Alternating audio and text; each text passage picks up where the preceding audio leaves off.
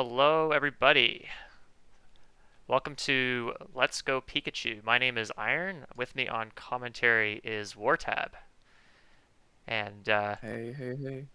so Wartab's been playing this game a while. I haven't been playing it too long, but he'll hopefully be able to fill in the blanks because I don't know as much about this game as I'd like. But should be interesting run.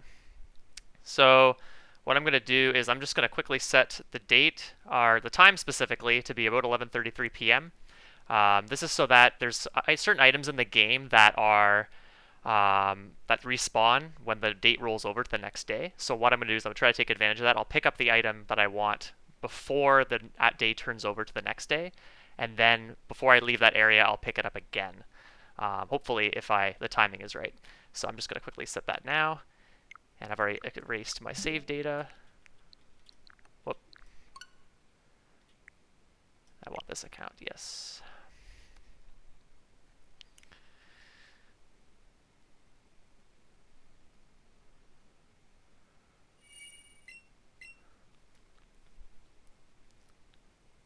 Okay. So this is actually quite a unique Pokemon speedrun. We just saw Kylovic do Gold. This game's pretty unique. You have to catch 50 unique Pokemon in order to beat the game. There's lots of different options out there, but the route is kind of based around those 50 catches. And a lot of the experience you get in this game comes from catch experience. So we'll get into a little more details as we go. So we'll start in 3, 2, 1, go. Good luck. Thank you. I don't have a timer actually set up. I should have had that done, but whatever. It's okay. There's a timer on restreamed, don't worry. Yeah. My PB in this game is a 316, so it's possible I could PB off this run, but not expecting to. Of course. It would be kind of awkward though to have a speedrun marathon without a timer, wouldn't it be? Yeah, exactly. What's an estimate? 345, so it's very generous. No, it was more like as a joke, like if you don't have a timer, you don't have an estimate. Oh, yeah.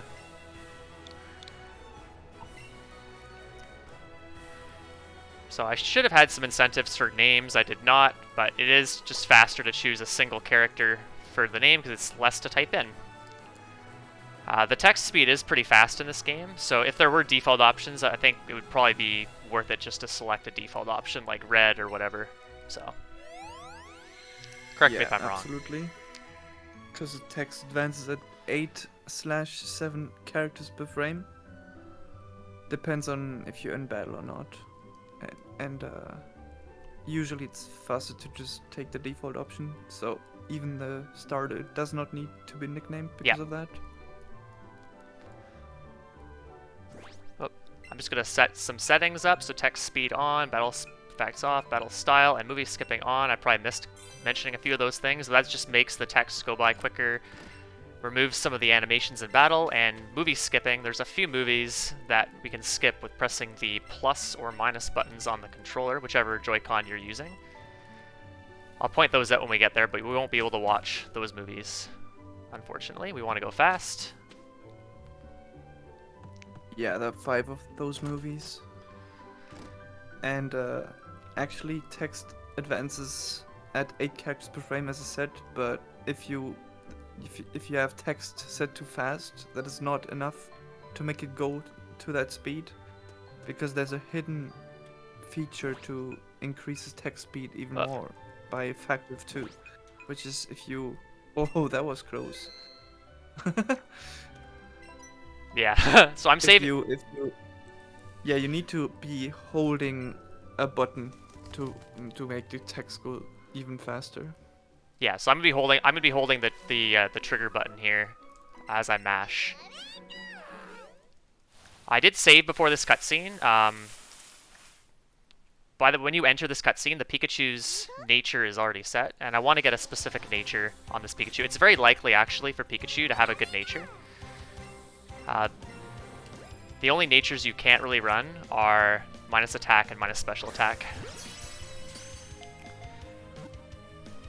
In theory, you could run one, but you'd struggle quite a bit because you wouldn't be doing as much damage as you'd like. Yeah, especially attack stat is very important. You can get away with negative special attack, but at that point there's better routes for that, if you accept Yeah, it. because you use a lot of attack physical moves in the early game. Yeah. And late game you use Thunderbolt a lot with Pikachu. Yep. I don't even know why I call it late game, because it's like literally not late game. Yeah, it's like the mid game. So yeah, so we're running Pikachu. There is a Let's Go Eevee version, which lots of people run as well. The rival's going to have Eevee, and in Let's Go Eevee, the rival would have Pikachu. Okay, so here's the first movie I'm going to skip. You just saw a little flash of it there. I wasn't too quick at mashing that button. I'm going to check my nature. So natures were a concept introduced in Gen 3. And how it works is pretty much one of each stat is either lowered or raised. And so we don't want to see lowered special attack or lowered attack. This is neutral nature, docile, so this is fine. Yeah, nice, first try. Yeah, there's 25 unique natures, and it's 8 of them that aren't runnable. So they'd be the 4 that are minus special attack and the 4 that are minus physical attack. As Wartab said, you could run the minus special attack natures, but I haven't not tried doing a run with that kind of nature yet, so better just to run something I'm fairly familiar with here. Yeah, I increased since I was mainly the guy who rooted this game exclusively until recently. Before it was perfectly fine to run negative special attack because even late game you wouldn't use special attacks. Oh, interesting. You Okay. you would get TM for dig, Oh, wow. and yeah, so that was an extra battle. And yeah, it took us a while to find a way to completely get rid of dig in a consistent way. There were inconsistent methods to do it, but yeah, now that we don't need it, it's also a faster run. Yeah, that's good, because the dig is But it's a little bit yeah, riskier. you fight the extra trainer, yeah. Yeah. So yeah, just like the old Gen 1 and Gen 3 games in Kanto, we have to get Frostroke's Parcel. One really unique thing about this game, and also we saw a bit of it in the Sword and Shield games, is that there's Overworld Encounters. So all the Pokemon we're going to run into are spawning in the Overworld. So you can dodge them fairly well. Sometimes they spawn right on top of you, which is kind of annoying.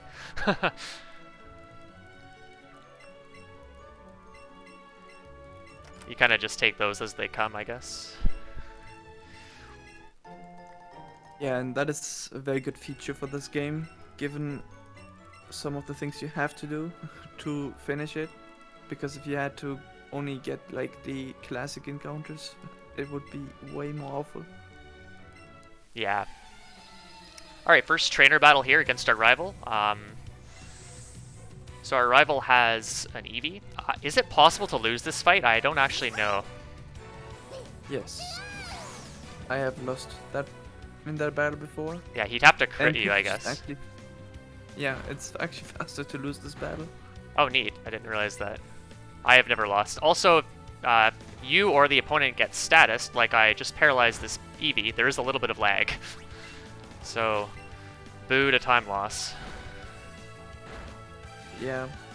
The reason it lags is because Game Freak, being the good programmers they are, have forgotten to turn off a check for animations being off. And they are waiting for the time it would take to play the audio related to the status. So they wait this time anyway to play that on that audio that doesn't actually play. That's pretty funny. Yeah. I also Still saw not fixed in Gen 8, by the way. I also saw George fix the layout, so that's kind of nice. You can see there's my camera window partially has. Okay, this is not a good encounter. I don't want to see this. Has a catch tracker, so this is allow me to keep track of which Pokemon I catch. And as I said, I need to get 50 unique Pokemon in order to unlock specifically Koga's gym. So the route's kind of built around that. That Pidgey I ran into just there, I don't really want to catch because I don't really need that catch experience, and I'd prefer to catch a Pidgey much later where I can evolve it immediately, because that's a pretty quick evolution. Yeah, it would take forever to evolve a Pidgey from level 2 or 3 to level 18, so it's better to get it at a higher level. And yeah, it gives more experience for sure. Also on the layout, the track is like cut off a lot. Oh, it is, yeah. Trying to see where it is exactly cut off here. Oh wait, no, it's not cut off. Oh no, it's like completely. No, he changed the order or something.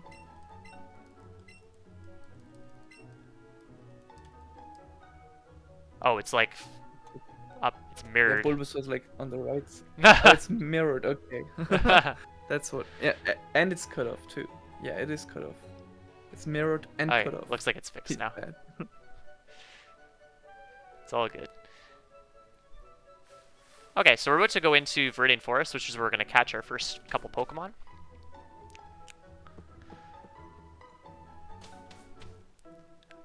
One thing that is pretty important about this route is we try to do a lot of our catches with a lure up, and what the lure does is it sets the level of all Pokemon in the overworld to be one level higher than the maximum that you can see.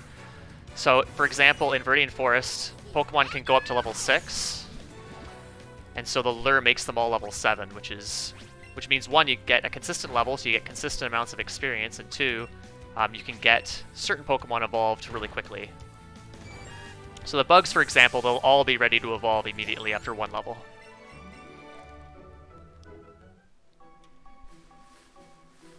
Yeah, and the bugs are really good Pokemon because they evolve fast and give 3 evolutions immediately.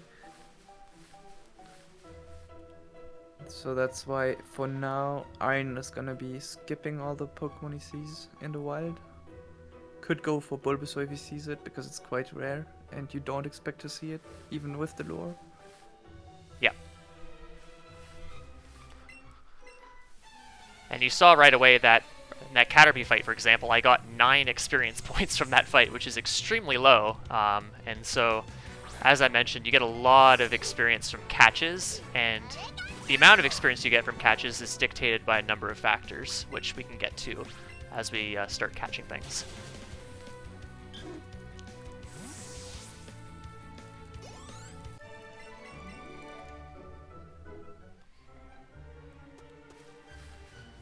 Fun fact, that Pidgey is a range if you have negative special attack. Haha. 15 and 16. Interesting.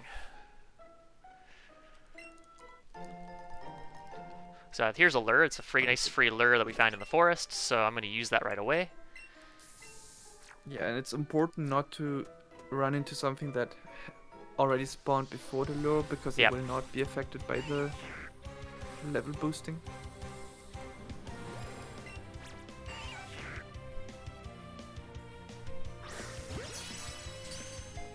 Okay. Ooh, playing it risky. I waited. That's not risky? Or that's risky? You should be using a berry on the first one. Oh, okay. Yeah, I don't do that. Maybe that's why they break out so much early on for me. Yeah. The berries, like, we don't know by how much. We don't know how likely anything is. We have no numbers. But we know for a fact that giving a berry increases the catch odds by quite a bit. And it is very important to get something first ball, because otherwise you lose the first ball bonus of experience, as there's a lot of bonuses attached to a lot of things that can happen during a catch, and the first ball bonus is massive. It's like, I think, effective too. So if you don't catch something first try, it's gonna give twice. Mm-hmm. If you get something first try, it's gonna be giving you twice as much experience.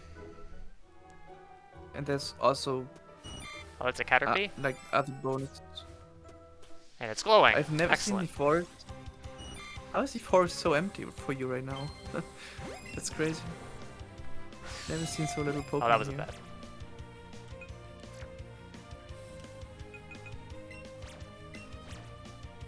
Yeah, so glowing Pokemon give you more experience as well. So this Caterpie was tiny, so that gives I'm not even gonna give a number because I forgot. We can check now. I think it's 1.42 or 1.8 or something. That was too fast. Didn't see it. Haha. But yeah, either way, it gives a lot more. Such as excellent catches give you a lot more experience too, and all those obviously stack, and it's very important to go for it. Yeah, so you saw there Alright. I summoned the support trainer. You can improve the catch odds by using 2 controllers to catch things. That's an oddish. I want that. Ooh, nice. That was really good. Sometimes you have to enter this area and respawn the encounters, and it's very, very slow. Yeah, the reason you want to catch the Oddish here rather than in the forest is because it is gonna be level 9 instead of level 7. And you will use Oddish for the next gym leader because it is very powerful. It gets that boosted absorb that has 40 base power in this game instead of 20. Oh wow, I didn't And, realize that. That's pretty good. Yeah. And yeah, it's very broken. They also raised like Mega Drain's power from 40 to 75. And Solar Beam from 120 to 200 power. Whoa. Yeah. That's pretty wild. Yeah, that's why you really don't want to tank that from any Vileplume late game. Yeah. Because you're not gonna live. So yeah, first evolutions, we do not cancel those. Very important. Yeah, I usually avoid pressing any button other than A here, and then hands off the controller, no buttons at this point. So don't want to accidentally cancel these things. But you saw there, getting that Oddish first ball and getting an excellent bonus paid huge dividends because I get both Metapod and Kakuna here, nice and early. Also get a lot of good experience on Pikachu. Because there's a certain level we'd like to hit before we get to Misty's gym, if we can. It's not required, but it's nice to get.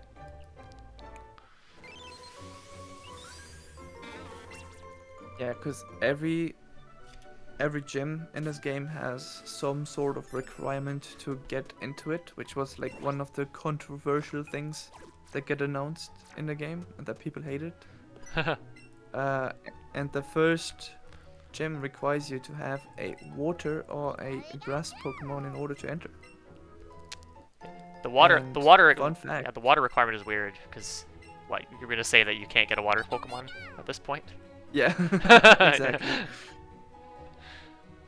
It's very You strange. can only get a water Pokemon through trades. Yeah, so from a speedrun perspective, Nice. obviously it has to be a grass poke. You could roll Yeah, with, you could use Bulbasaur to get in here, but Bulbasaur doesn't have any grass moves, so it's not a good choice. I think it has Vine Whip, but that is a physical move, so that sucks against Brock. Or That's something. true, yeah. That's also why you don't use Bellsprout in Let's Go Eevee. Yeah, because its Vine Whip is physical. Yeah. Yeah. And Odyssey is level 9, so it's most likely gonna be very, very, very good against Brock.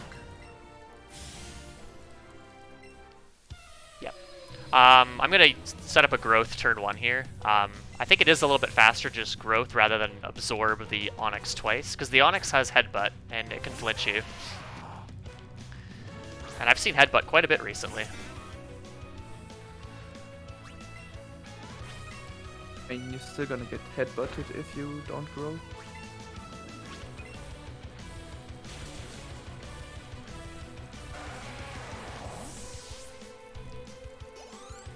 But it's for sure a safer play to growth. Yeah, directly. if I'm level 10, I don't growth. So if I get the Oddish first encounter in the forest, so you can get Oddish after the forest, but if you get him first, if you see him first and you catch the Oddish first in the forest, you can get catch experience from the bugs on the Oddish, and if you get good catches, you can get level 10 for at least the Onyx. Yeah, so in this case, the Oddish had 20 special attack, so it actually didn't need to use growth. Oh, But okay. You don't know that. You don't know that ahead of time, so better to do it safely and just go for it anyway. Always assume the worst in the marathon. Yep. You can see the stats And- on level up, I think only when you're using that specific Pokemon in battle. So if you're doing catches and you get levels, you don't see the stats, unfortunately.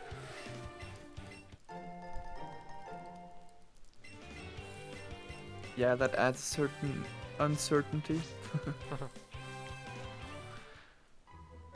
There we see Blue, who's familiar face from Gen 1, Gen 3. He's sort of a... I wouldn't really call him a rival. He's sort of an NPC character that pops up every now and then.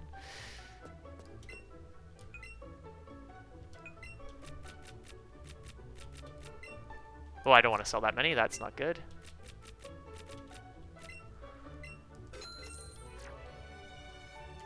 You don't know the trick here? Press left twice. Oh, I do not know that trick, but thank you for letting me know. I'll have to...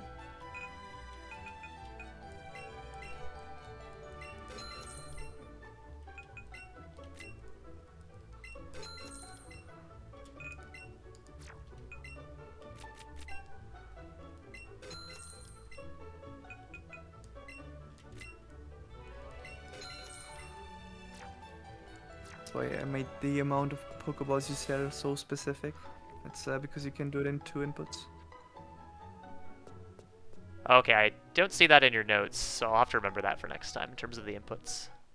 The scrolling through the menu, the shops is pretty important though, because you want to use as few inputs as possible, and so there's nice little tricks you can use there. I'm just gonna wait for this guy. Sometimes he turns and he's not facing you, but other times he does.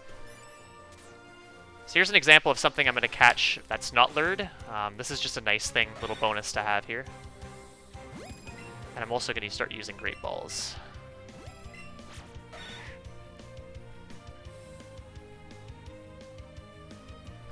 Yeah, and as counterintuitive as it is, you only need to use Great Balls on one hand. And it's gonna assume, like, it's gonna just use that ball as the baseline for the catch. It doesn't care about the second ball. It always takes the best ball for calculations. Yep. So you always see Pokeball in second controller. Yep. Chance to see a Mankey here. There you are. Hello. Ooh, nice. That's a very good start. Got a pretty good Brock time. Already have 2 bonus Pokemon. Yep, and I should get at least one of the big bugs here. That was a great throw, unfortunately. Not an excellent, but that's okay. Where are you, Mankey? There you are. Yeah. Bonus is a bonus.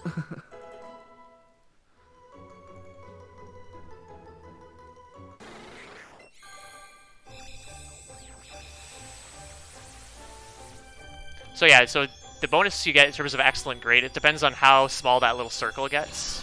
The ring goes, so you want to get it as close to as possible. You don't want to get it too close, because then it becomes a neither excellent nor great or even nice. Sometimes you get nice bonuses, and then you just get really bad experience on that catch.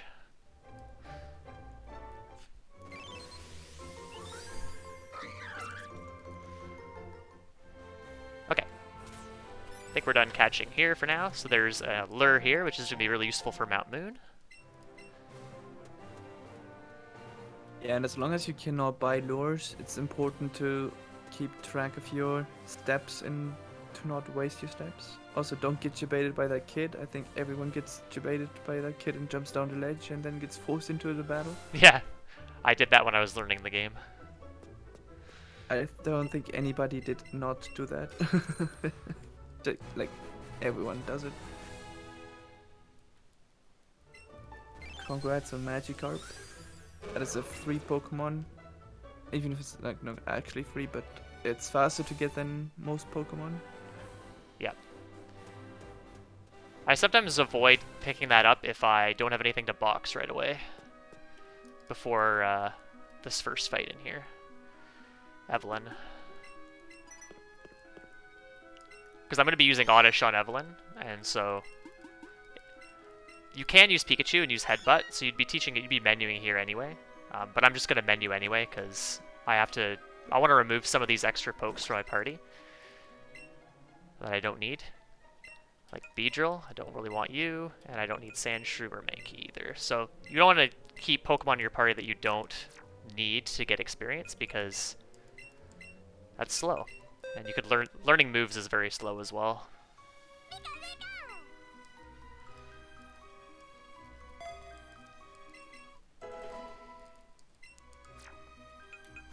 Ah! I keep exiting out of the bag. It's all good. Yeah, I sometimes press buttons that I shouldn't, so that might happen in this run.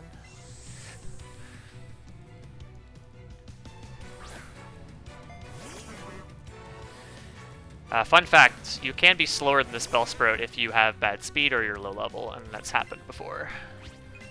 To me, quite a bit. So that's kind of the disadvantage of running Oddish for this fight.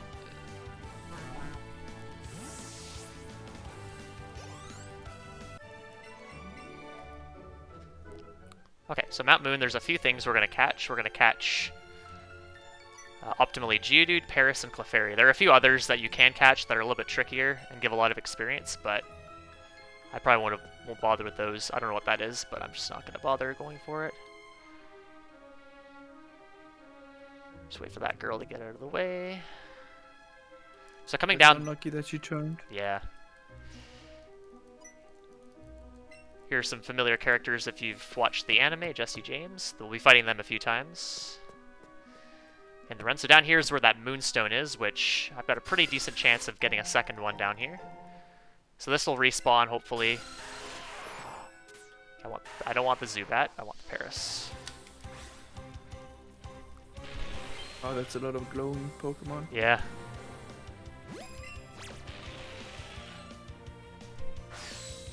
So that Moonstone has a chance of respawning at midnight. It either respawns here or in the other room. So it's like a 50% chance. Oh, I didn't realize it was a chance. I thought it was guaranteed. But usually I've got Oh no, it. it's not good. I think it took the runners a while to find out why sometimes it doesn't spawn. And I think the consensus now is that it doesn't spawn sometimes because of the fact that there's 2 rooms in this part of the game that have moonstones. So unfortunately, I couldn't take advantage of that glowing Paris by getting a nice catch bonus on it. I was a little bit late on my throw. But still decent amount of experience. And I got Butterfree as well. Yeah, and you can redeem yourself with the glowing Geodude. This guy here.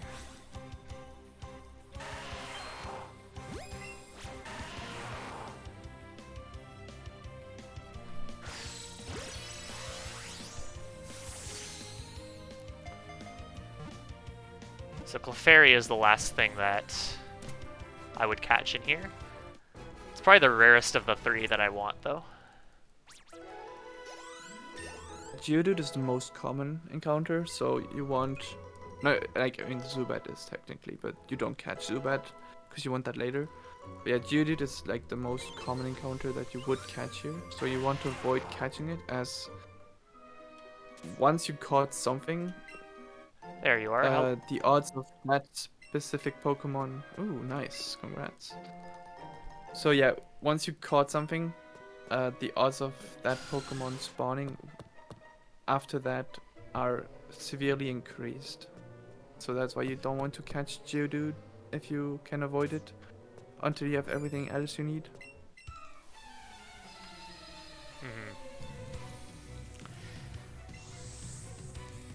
So you do need one Moonstone to evolve a specific Pokemon later. But getting another one's nice, because that's a free evolution.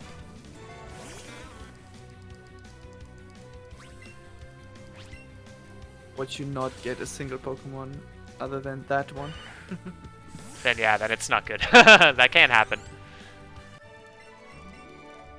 But for this run, I'll probably get the both Nidorans. Just gonna do another party cut now. So I'm gonna actually what I'm gonna do is I'm gonna move Pikachu to slot 1 and then move Oddish. I'm gonna keep Butterfree in my party because there is a double battle coming up and Butterfree is a good partner. Also, Oddish is close to learning another move and I want to avoid that. In fact, it's close to learning 3 other moves, so you really don't want that. It already tried to learn Stun Spore. Oh, sorry. Yeah, that's 2. Yeah, a lot of That those. is also a problem with Butterfree, but not in this case because it's not even close to that. Yeah, unless I get something like Clefairy or one of the big Pokemon that gives experience, like Clefable. But I'd probably only catch those if they spawn on top of me, which can happen. You can, unfortunately, get encounters that you don't want if something just is right in your path and you can't avoid it.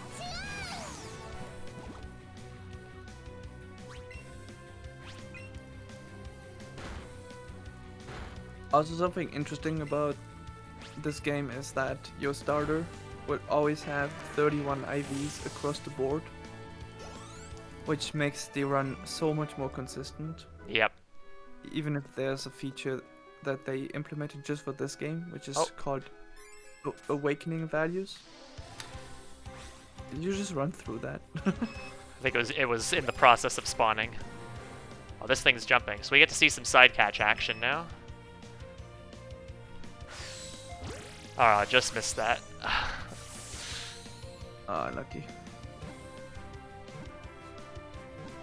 But yeah, in this game they removed EVs in favor of what they call AVs. And that is a feature where you gain one random point in a stat at each level up. And that makes it so your attack could be like crazy high within, like if you get really lucky you could get 10 extra attack points in 10 levels.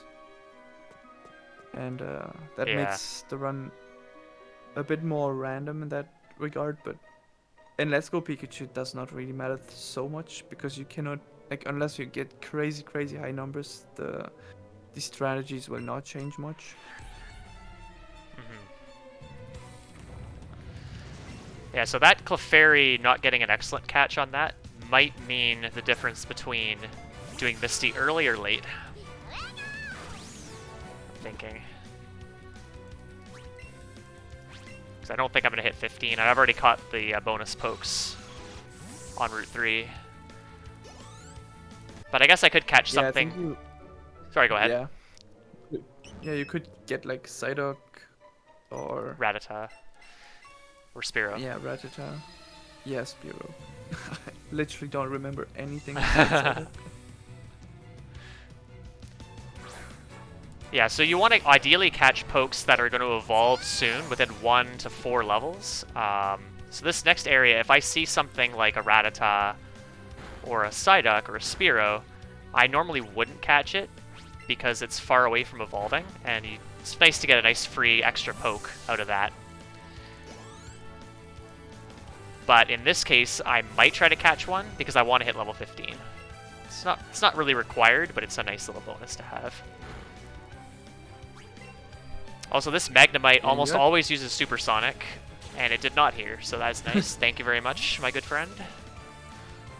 Yeah, your attack doesn't seem to be great from the damage I could see on some of these opponents. So, yeah, a bit scary. Yeah.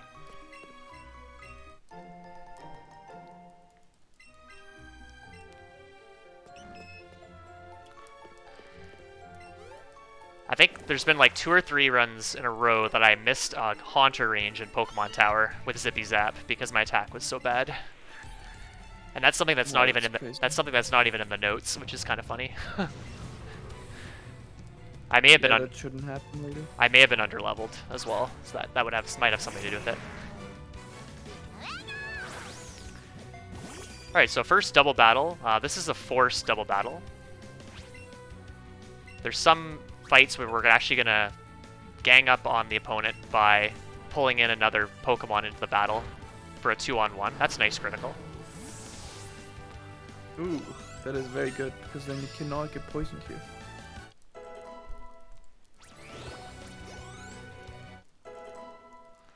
Unfortunately, Clefairy gained a level. It's alright though. And you'll see that looks like I'm targeting the dead Coughing, but it's gonna hit the Ekans. And I crit the Ekans too, wow. Why can't I get this on a PB attempt? This is still technically a PB attempt because I did not load a save, so.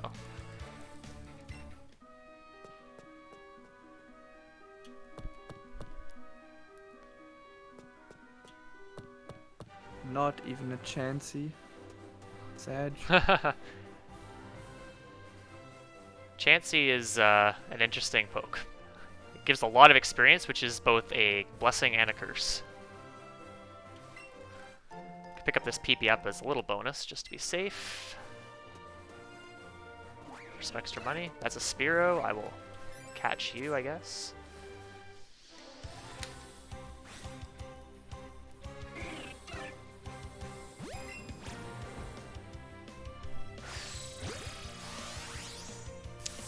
Didn't get the excellent there. That's a bit unfortunate. This thing likes to jump around a lot. I was playing a little bit safe with not trying to catch it mid-jump. There's level 15. Perfect.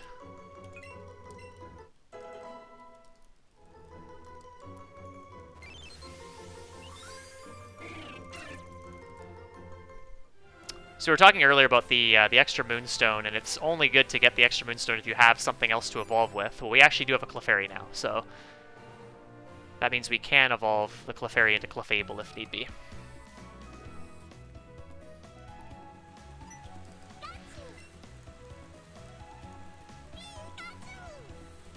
And yes, I agree, 2v1 is kind of like bullying, exactly, but we're using the mechanics the game has given us. So it's totally reasonable.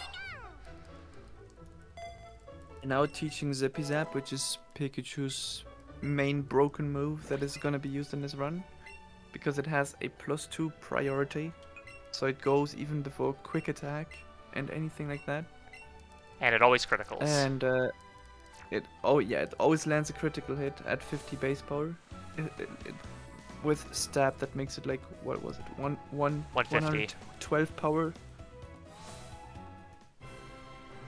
Wait, 50 times 1.5 is like 75 times 1.5 is, yeah, 112 I think. Yeah, 112 power. Oh yeah, because yeah, that's right. So good. Yeah, I was thinking crits were double damage, but they're not in this game. They're 50% more. Yeah, since Gen 6 they dropped the amount of damage crits do. Which is a bit unfortunate, but X items are much more broken, so. Yeah. Yeah, so it's that much power early game is very, very nice.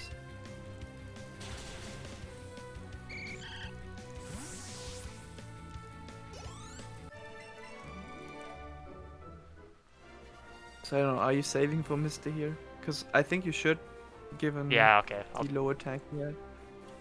Yeah, it might be. I didn't see value. Yeah, saves aren't super slow. Reloading them is very slow, but actually saving the game is not very slow at all. So it's pretty reasonable for a marathon. Yeah, so with plus attack, I wouldn't have to worry about this fight at all. But because my attack is neutral and it's kind of low, I might miss a range on the Starmie. Which means that it's going to get a chance to hit me, and if it does, I'm probably dead.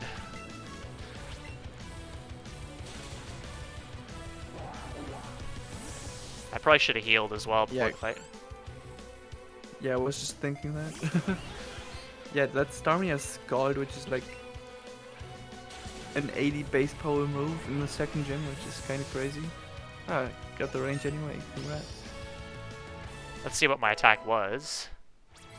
36. Yeah, it would have been a 10 and 16 range.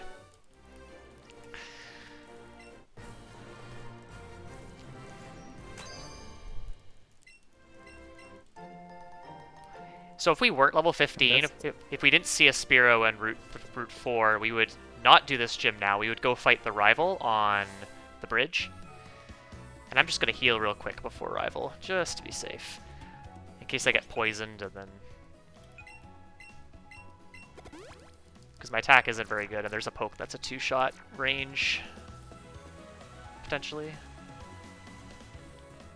But yeah, you fight the rival, and then you do Nugget Bridge, and I'll talk to Bill and all that stuff, and then you go back and fight Misty after, which is a tiny bit slower.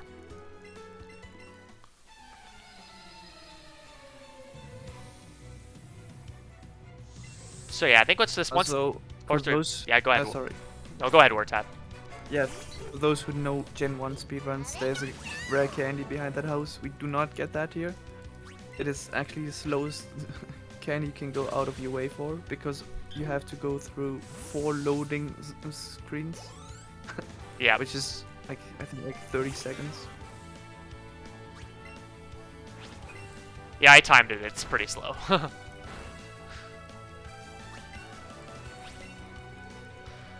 Oh yeah, the Oddish can poison you. You can also not do more than half damage to it. If you don't do over 50% to that Oddish, I think I'm gonna just double kick this. The rival will heal, and that's slow, obviously.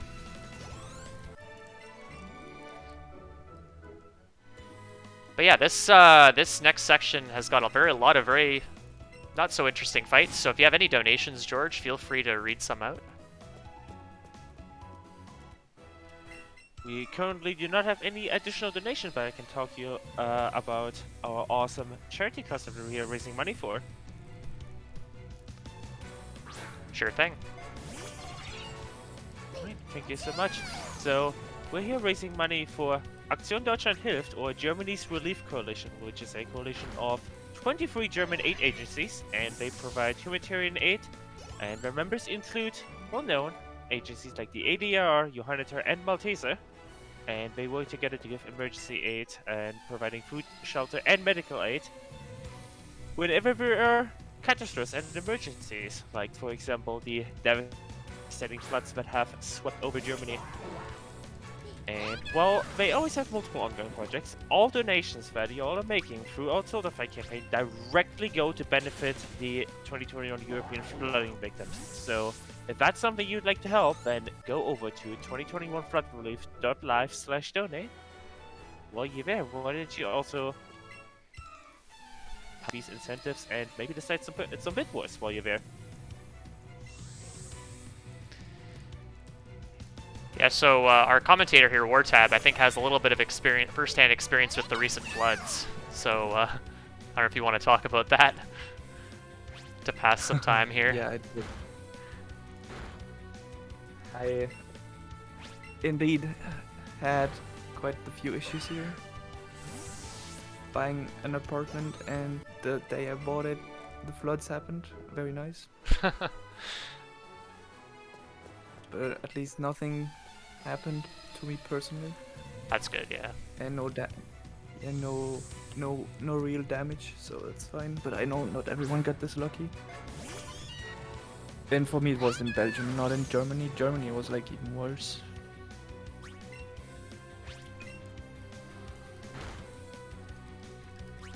This Meowth loves to use Fake Out. Not a fan.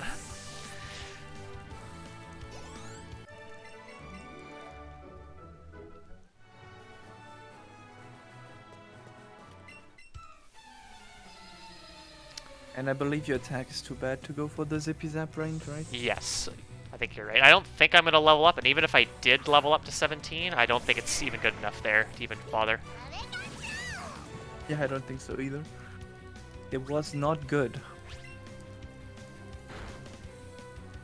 Did not get the win the AV lottery in attack.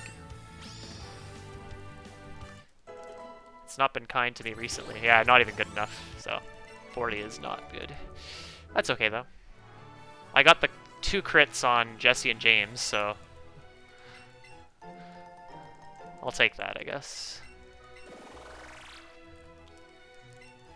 Especially because in double battles there is some lag every now and then, so it's nice to just make those fights as quick as possible.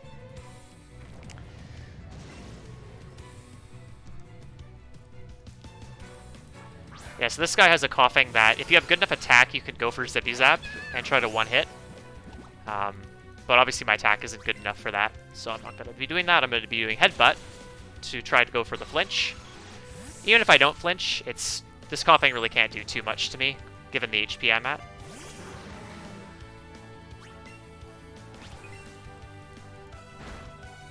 Yeah, doing the Pikachu section of this game. I'll just Headbutt again. Dying in battle is... does that die? Yeah, it does. Okay, yeah, it does. Yeah, dying in the Pikachu section is actually almost impossible, I would say, unless you misplay. There are some catches here, Oh, like cool. Venonat, but I'm not going to bother with them. They're a little bit out of the way, and Venonat's not a great thing to try to go for anyway. This little boy got in the way. It's not very nice. All right, got that first little trainer skip. So there are the NPCs, the trainers in the overworld have interesting sight lines, and we can take advantage of where trainers are positioned to avoid fighting some of them. So there's an example of that there. Those 2 trainers are slightly misaligned vertically, so you can kind of run in between them and avoid both of them. Yeah, the vision lines of trainers are almost like just a pixel instead of an entire tile, so you can run in between 2 tiles. Which is something that is caused by the Sun Moon game engine, where you have similar situations. Where you can dodge trainers by like abusing their vision. The next one of these skips I'm extremely bad at, so we'll see if I hit that one. The one north of Vermilion City. I mean, I think even top runners still fail that 1 in 10 times or something. Yeah, last run I took it really slowly and I still hit them. So I think the trick for me was to just not even look and do it fast. If you hesitate, you will fail it.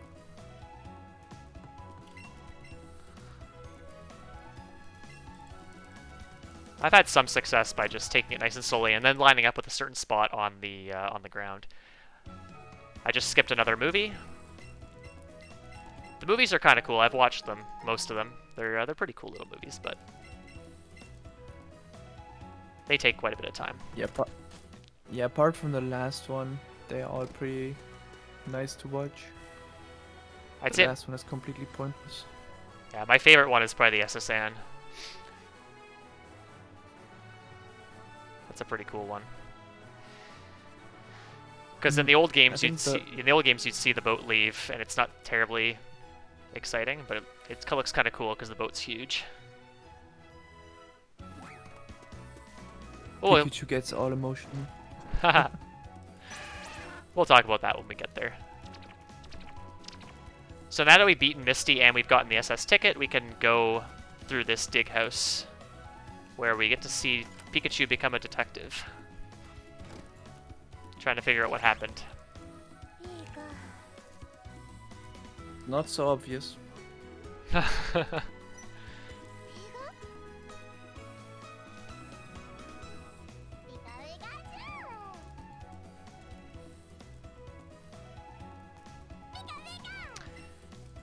Yep, so this next, this trainer out here, that would be the dig trainer, right? Wartab that you were talking about earlier? Yeah, exactly. Yeah. He's not mandatory in Let's Go, but I think he's mandatory in the original games and the original remake games. Yes, that's correct. and gives you dig, which is pretty strong, and also makes the run pretty safe. Because But the battle takes like a minute. yeah, you don't need escape ropes as well, I assume. What do you mean? Do you not need to buy escape ropes if you have dig? Although I guess you wouldn't have. You can't. No, you can't use dig to leave buildings. Oh, okay. It's not a feature anymore since Gen 7. Since they removed all the HMs. They also removed stuff like sweet scent, like any move you cannot use in the overworld anymore.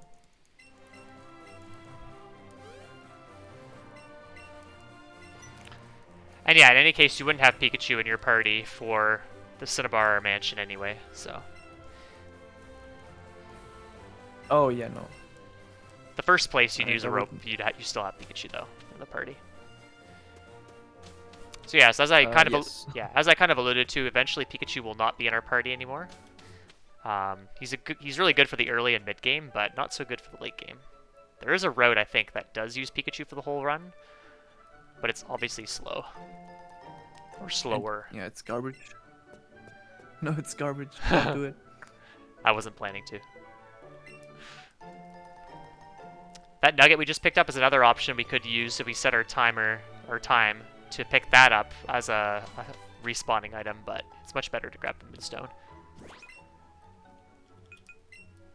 Yeah, you stacked on money in this game, so really no reason to go for that. I also grabbed PP up as well, which I'm gonna sell. I'm gonna go pick up this rare candy just for safety. I do still pick it up in runs actually. It's nice to just have an extra candy for the late game, but this will be good. It'll make the late game much safer. And I want to catch. Where's my second controller? Come to me. Okay, I'm just gonna go in the battle. You only have one Pokemon in your party, so you can't. Oh, that's have true. your second Pokemon. That's true. You're right. Hey. I did my homework. All right, there's a very rare, excellent catch or throw on Abra. Abra's a nice thing to get because, yeah, It's very nice. Ooh, first ball really nice.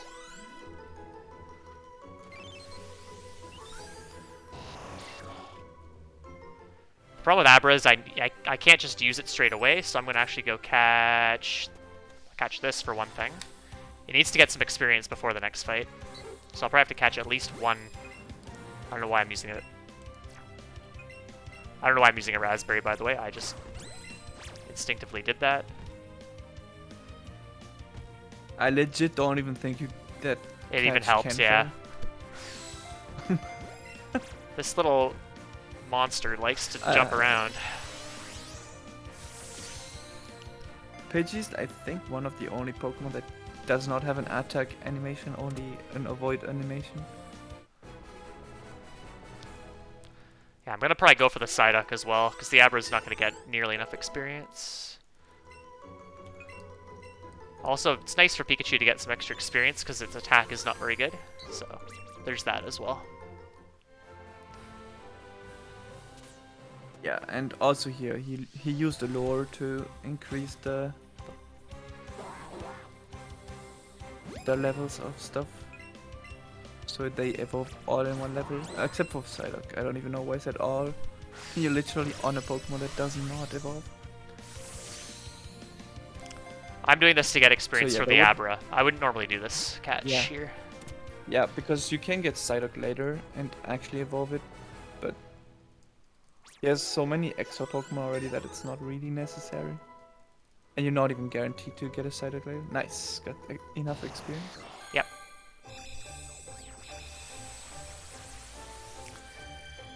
There is another Poke you can catch here, Growlithe, which can also be used as a partner Pokemon coming up, and that's specifically why I caught the Abra for it to be a partner in the next few battles. Growlithe is a little more common, but it's a little bit, I don't know if it's a little bit less consistent. I think in terms of ranges, it's a little more inconsistent, but if the Kadabra has a certain amount of speed, it can be quite bad if it's too low. Yeah. You generally consider Growlithe the safer option. Certainly for a marathon.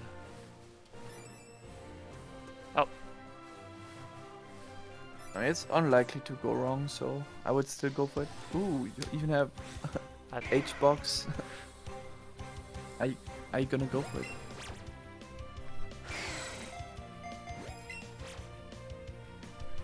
Oh, doggo, why? Wow, I'm actually surprised that was excellent. Yeah. Sometimes you get an excellent bonus and you don't expect it, or you think it's excellent and it's not. Okay, I get Pidgeotto now as well, which is good. Very nice.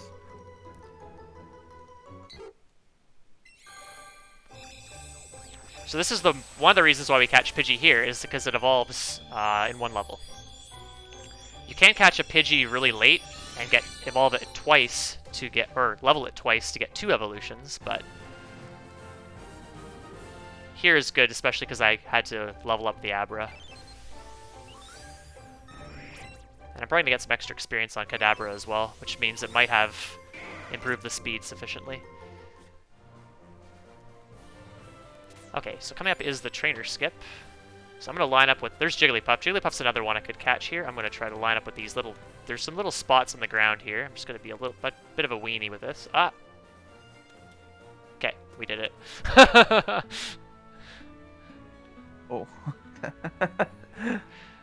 That was a little bit cumbersome, but did the job. Yeah, it doesn't help that Joy-Cons are trash controllers and have drift in a lot of cases. Yeah.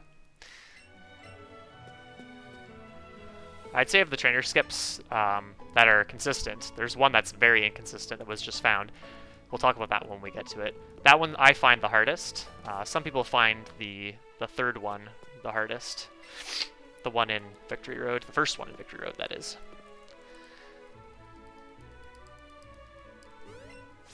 Thank you, Wobble Pika. I forgot to mark Kadabra. Appreciate the pointing that out. So anyone who's interested in terms of my catch tracker, you'll see some pokes are marked as black and some are marked as blue.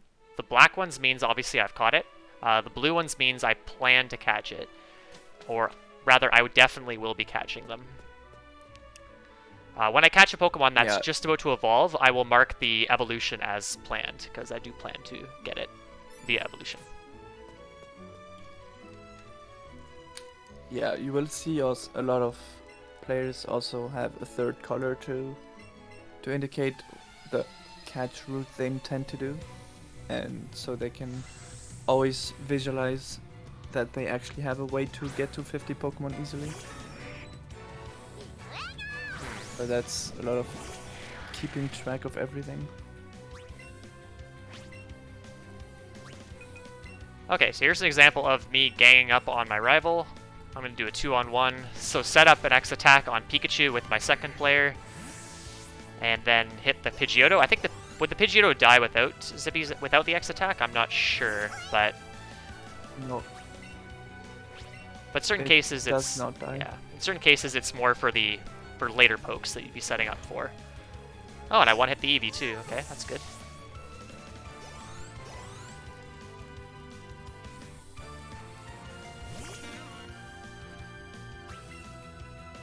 The Kadabra is extremely useful for this Oddish though, because Pikachu rather doesn't have a good move to take out the Oddish in one hit, but the Kadabra does. At least to help finish it off. Yeah, and Growlithe has Flamethrower here, which has the same effect. Yeah, you'll see pokes have very strong moves for this early in the game, so Growlithe Flamethrower is an example of that. Although Growlithe doesn't have great special attack, it's good enough for what we need it for. I mean, Flamethrower is an amazing move, like 90 base power so early on is very broken. The game is quite generous with good moves. Yep. Alright, so here's our first secret technique.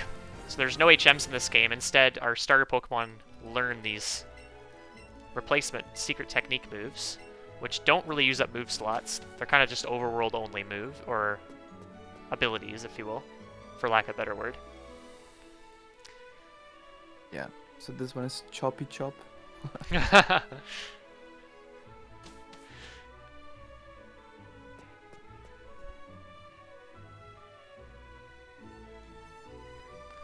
so here's the SSN cutscene. This one, the cutscene starts a little bit late. Sometimes when I'm mashing the skip movie, I feel like I've skipped it and then it just starts playing. I don't know why that one's... This load time is insanely long. That's why, probably. Probably one of the longest load times ever in Pokemon speedrunning. Alright, so we're gonna go shopping here. I'm gonna sell a few things to get some money. I'm gonna sell that PP up actually, which I grabbed, and I'm oh, no, I don't want to buy. I want to sell.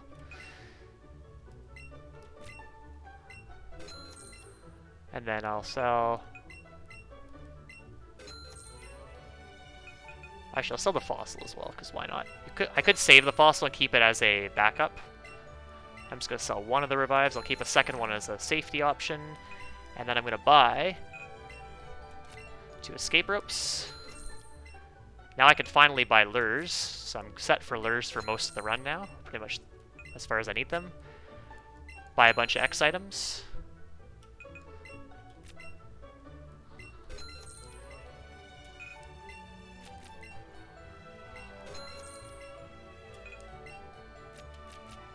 Buy an extra super potion as well. I have in runs ran out of super potions, and that's really awkward.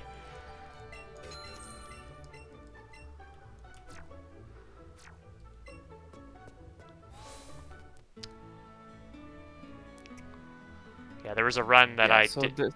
Sorry, go ahead. Sorry. Yeah, you saw him buy 3 burn heals, which is actually not possible to use all of them in the run. And we use that to... Okay. Yeah, we use that to do some padding in our bag in order to keep some nice menuing tricks. Yes. Which I came up with. It's been a while now. It's been like 2 years ago. So you buy items you don't actually need, like X defense. He bought like very early on, which he doesn't need until very much later. I didn't even buy And it that is actually. only... Wartab. No. No. That is not good. I buy one later. You should buy it. But yeah, are you talking? It's good for padding your inventory though. I assume. Yeah, that's why it's used. Yeah. Wait. Okay. Did you... No, I just didn't buy it. That's not good. And I don't think you have the trick, right? But if you I didn't get the ether either. No, I did. Yeah, so it's you gonna will be. not have. Yeah, that sucks. Yeah, it's gonna be a little bit slow. Yeah. Is a lie. It's not a lie. It's just I just didn't do it. Yeah, then you should maybe have gotten the ether anyway.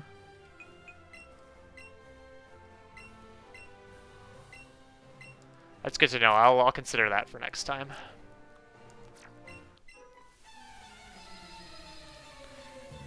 But yeah, so if I did what Wartab said I should do in battle, if I picked up all the items correctly, if I press up when I go into my bag in battle, I'll go straight to X attacks. If I go left, it'll go straight to X special attacks.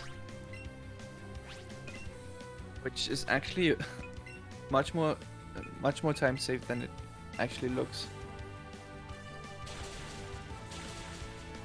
Especially since you use as many X attacks as... Oh, nice, you got the range.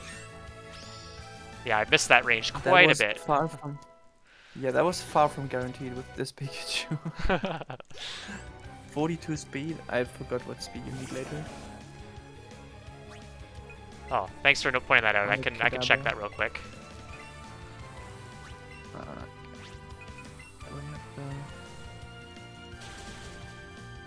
Doesn't look like it's good. I need 47. Well, what did I say? 42. That seems kind of low. My Kadabra's pretty high level too. Like it's higher level than it might normally be because I got a lot of extra experience on him. Maybe I saw 52. I'm not sure. YOLO. Like you're not even guaranteed to get hit.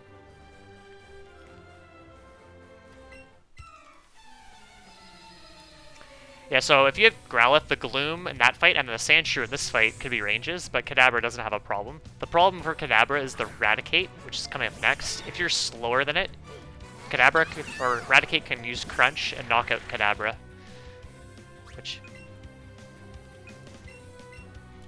Which is not optimal. Yeah. Especially since I don't have any more pokes in my party, it's just the Kadabra. That's fine. Pikachu can take out your Raticate anyway. Super Fang, that's fine. Yeah, so it was faster. That's actually scary, because Crunch is very scary.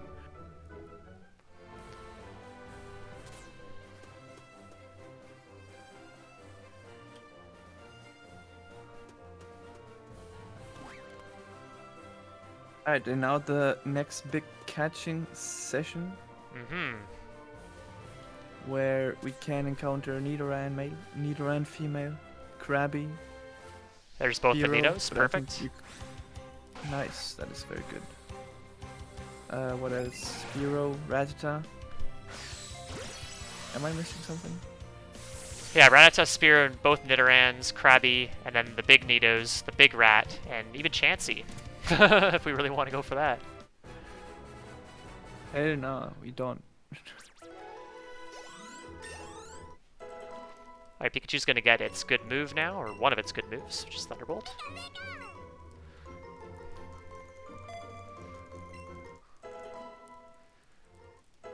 Very, very nice move to have.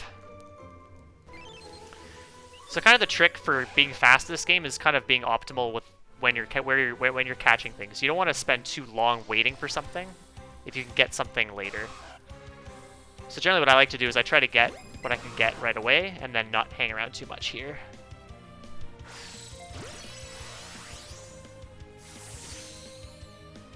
Yeah, but that comes at the cost of taking more risks of not actually being able to finish the run because you're missing too many Pokemon.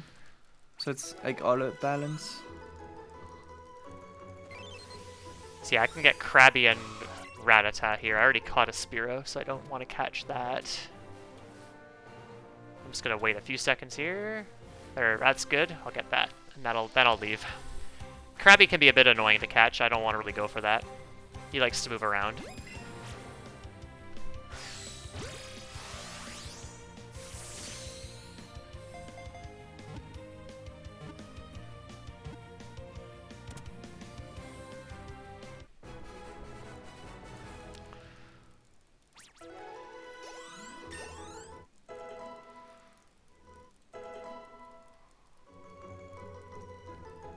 So yeah, I'm gonna take off now. If I see a Krabby, I'll go for it, but I'm not gonna wait around for him. He's not a great catch, not a fun catch, certainly for me.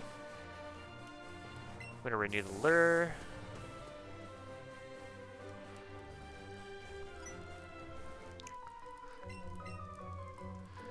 Because optimally, when you're catching things, they're right in front of you, so you just throw forward. But sometimes you saw when I caught the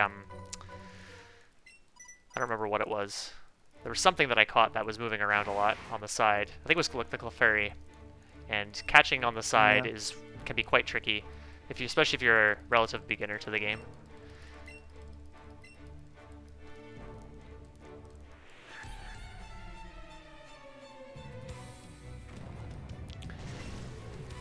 You also see on my catch tracker, I marked Nidoking, but not Nidoqueen.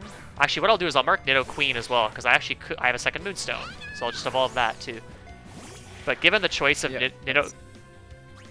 Sorry, go ahead. No, I was just saying that's what you should do. You're right. But yeah, given the choice of Nidoqueen or Nidoking, Nidoking is a little bit faster. Because we're going to use Nidoking as a kind of a dual main with Pikachu for a bit.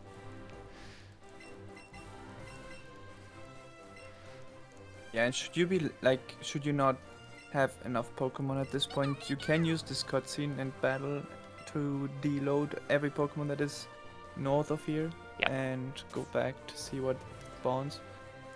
Sadly, that grass only spawns 4 different Pokemon, so it's not a lot. Yeah. Okay, another big catching section here in Rock Tunnel. Graveler's very good. Onyx, not so good. Yeah, Graveler's nice for experience. That's why you... Like, Geodude is nice for experience in Mount Moon, and Graveler is nice for experience here. That is why we make this exception of catching Geodude in Mount Moon. Yep. Are you really not getting punished much today for great catches? No.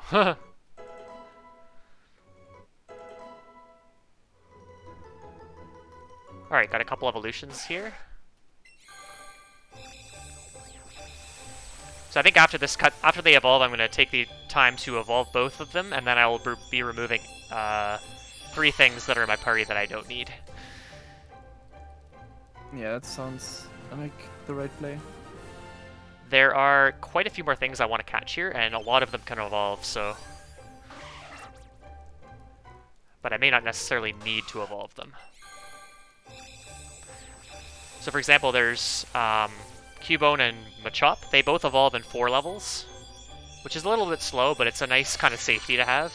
And if I see them, I'll probably do that in this run, because I want to keep things as safe as possible. But it's obviously slow, because they learn moves as they level up, and they have to gain 4 levels. So there's also Rhyhorn, which is a ride poke. We'll talk a little about that when we get them. Yeah. But you have started like skipping some Pokemon like Jigglypuff, evolving Psyduck, not getting Fearow or Pidgeot, so you can't really. That's true. And Krabby too, so you should start like just catching stuff and evolving it.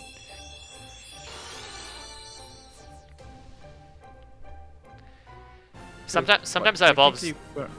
Yeah, sometimes I evolve avoid Zubat as well, because it's kind of a tricky catch. But I think I'll go for it here. Yeah, you have to kinda here. I think what you can avoid doing is I'm looking at it right now, and I think you could like avoid evolving Cubone, because that is the worst Pokemon to evolve, since it learns like 2 moves. moves. Unless you don't get a Rhyhorn, then you have to. I guess you could also evolve. I mean, there's a lot of options. That's where this is going. Yeah. I think this is the best thing to do right now.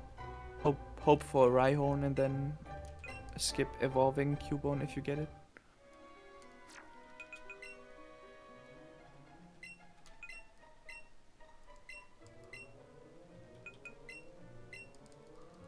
Yeah, it's really nice. What Iron is doing here is like optimizing the menus to not do too many menus for the bag, for the party management. Yeah, you don't want to go into the bag too much because it's slow.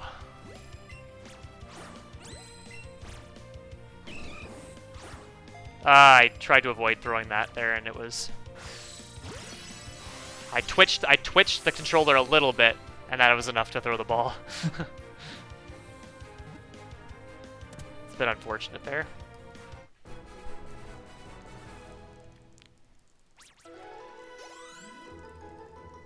Not the end of the world, though.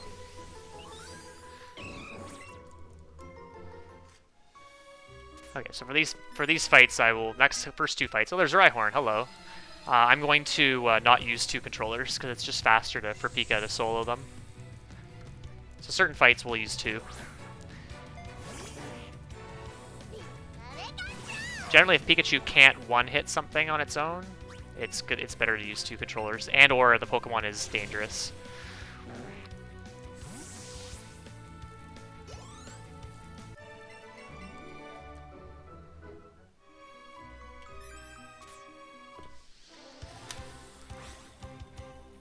I should get Raticate here.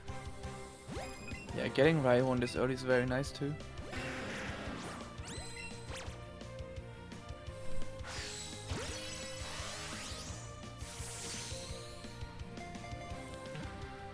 So there's no, as you might be able to gather, there's no bicycle in this game, like in other Pokemon games, but they replaced that with ride Pokemon, so you can actually ride quite a few different Pokemon in the overworld to move around a bit quicker. And so Rhyhorn is probably the best option at this point in the run.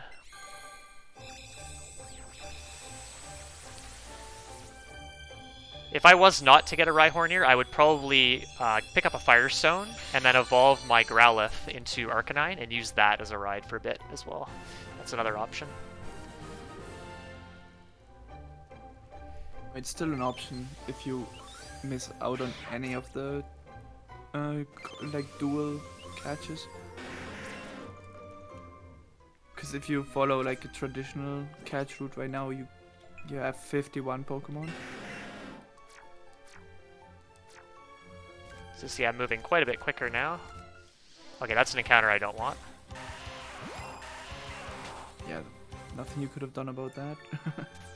Wait for that Geodude to move. Okay, that's a Zubat. These things are a pain in the butt to catch. They like to move around, and they don't really have a stationary catch ring. Yeah, that wasn't very good. Luckily, they're not terribly hard to catch, but... Yep, for Zubat you just want to get the ball in, like there's no point in even trying to get something like an excellent catch. Ooh, the Nanap was still active, nice.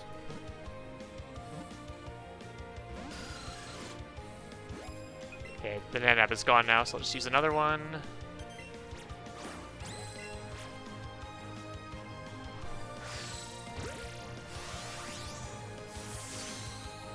Alright, first little bit of adversity I'm getting this run is this Zubat.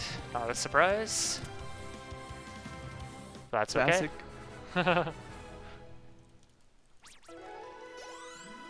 So my party is full now. I could remove Raticate and make space for something else. Yeah, I think you could have done it when you equipped Rhyhorn. Oh, that's true. Yep. So now all you're looking for is Cubone. I could also catch Charmander if I see it. That's a bit of a trickier catch though, so not recommended. Yeah, also quite unlikely to actually see one, yeah. I think my recent PB the other day got Charmander. It got Charmander and it skipped Zubat.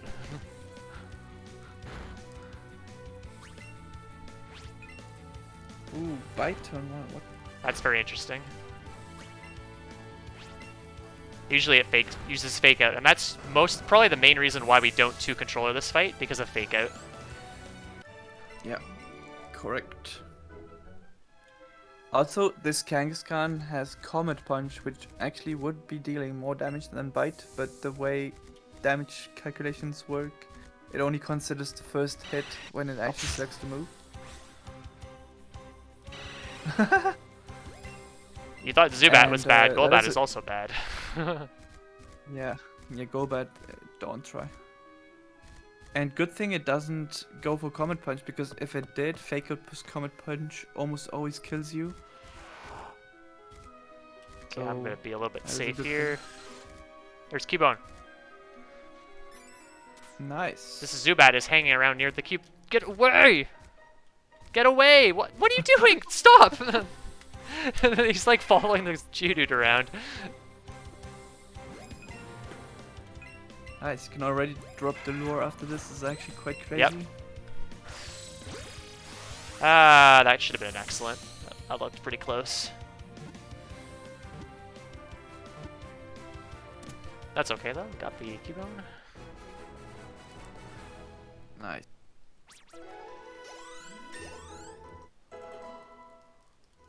Yeah, so in this this is a very good catch situation, honestly, because now he can evolve the yeah, I don't know what.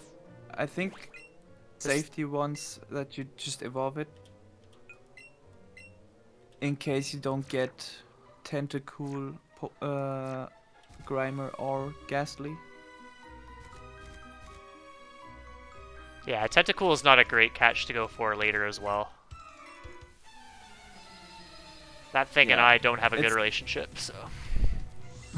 Yeah, because in the water you cannot use two balls. You have to use one because you cannot serve with two controllers.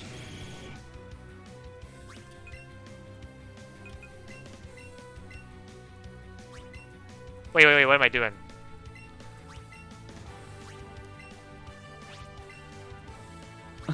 I had the right idea, but I don't want to be.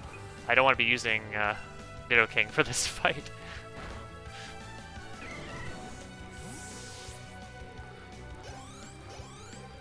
Yeah, the first thing on my mind there was X attack, which is correct. I do need to X attack, but not using Pikachu's turn. So Nidoking has this great move called Helping Hand, which does it double the power of the move? No, it's 1.5. 1.5, okay. But it's a nice little stack you can add on to X attacks, for example, to do some serious damage. We're going to be using that quite a bit. Yeah, that was the way I found how to actually skip getting the dig TM.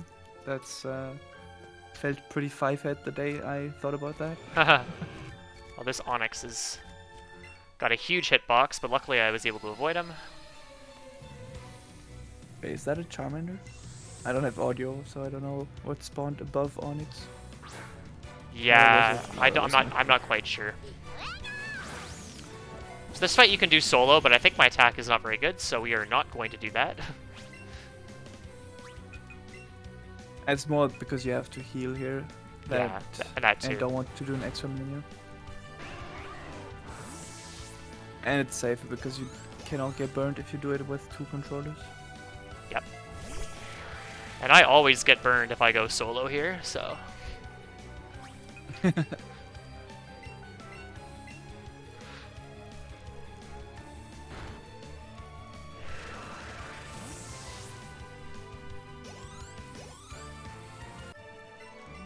Yeah, even if there is a Charmander there, I'm not going to go for it. That's a Machop. Okay, I played it a bit too safe near this guy.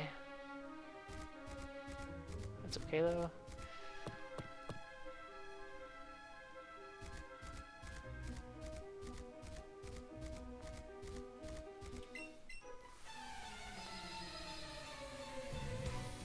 Yeah, this is probably one of the best situations you can be in terms of catches. Like, you literally do not have to worry about anything.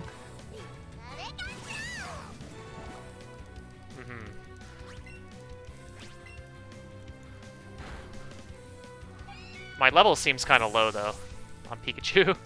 What level? 25. What level are you? Yeah, you should be level 26 going out of the cave reading. That is at least what the expectation in the route. You've missed basically every excellent catch in the past 20 minutes.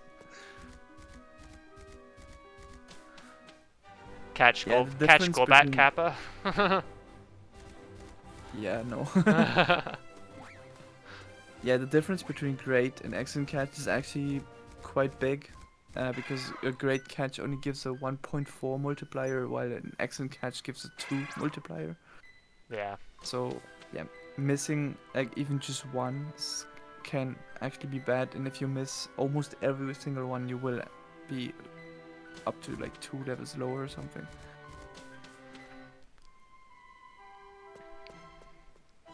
Alright, so another rival battle coming up here. Hopefully I one-hit this Pidgeotto. This thing has sand attack. Not a fun time. I think my special attack is good enough that it's at least a decent range, but...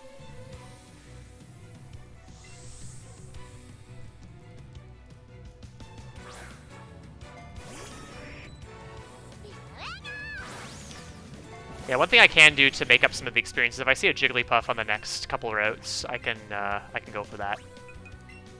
Because I do not have a Jigglypuff. You also use the rare candy you get that is completely useless, Kappa. I'm using that on Starmie. I'm not taking any chances with bad Starmies in late game.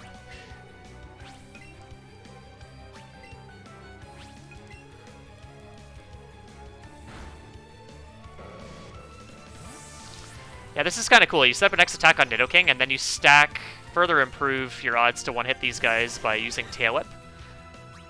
And luckily Pikachu's faster than Nidoking in pretty much every case, so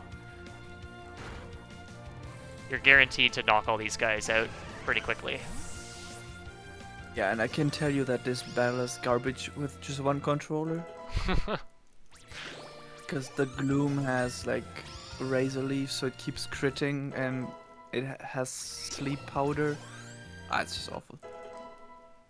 And Headbutt with just one X attack doesn't two-shot, but like does not always two-shot. But if you use 2 X attacks, Headbutt can knock it into heal range. It's just absolutely awful. So when we found this strat, that was just so good.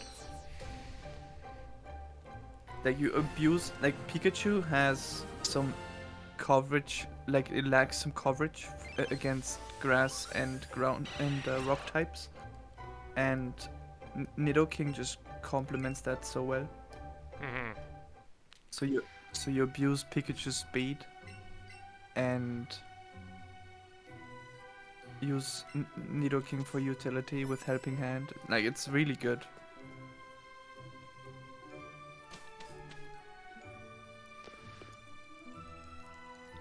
Alright, I'm going to do a little bit of party management here.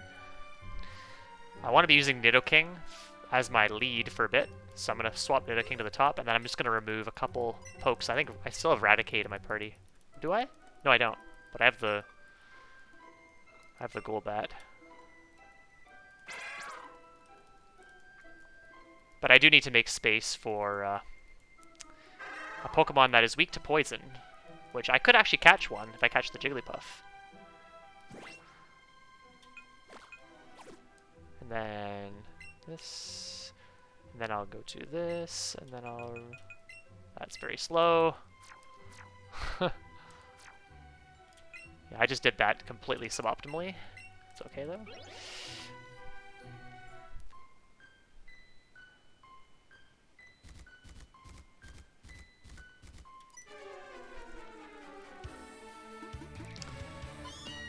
Yeah, so I'm not going to go into the cut the bushes on this next route to get the Firestone because I don't need to get the Firestone here.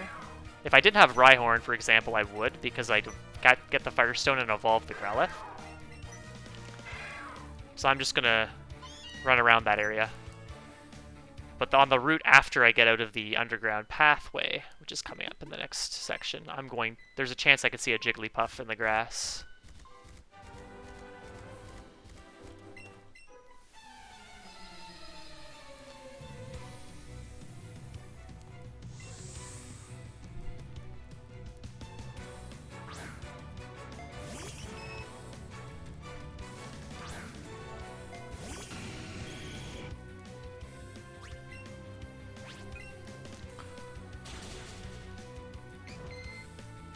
And Nidoking's so great for this fight too, because he just one-hits the Clefairy. And the Clefairy has Metronome, and that can always be fun.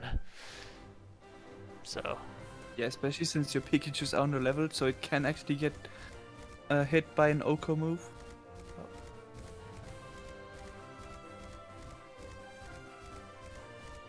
Interesting pathing. Never seen anybody do that. I literally learned that new path today, right before this run.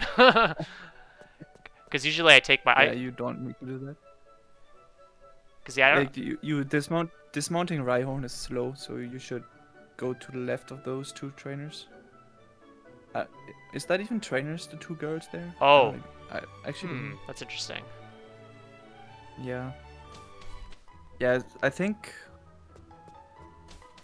Yeah, I forgot. Like, I think there's one spinner that is scary, but if you have the cycles, the spinner can actually never Jigglypuff, look not down. here. No. Rip. Now this is gonna be interesting. We'll make it work. I have 2 revives. True. And my Nidoking doesn't have fantastic attack either, so that's gonna be interesting to work with here. Oh, it doesn't? I haven't checked. It had 63 attack. Okay, yeah, that doesn't... Yeah, doesn't tell But me I think anything. it too is fairly low level. I think it's 25. No, 27. Okay, yeah, that's pretty bad. So there's a chance I don't take this Raticate out in one turn. Oh, okay, that's fine. That has happened to me before.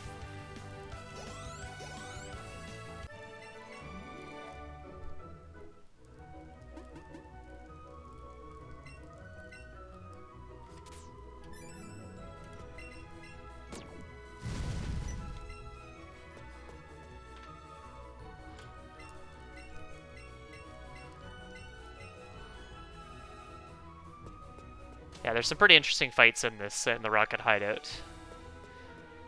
Here, a lot of them with 2 controllers.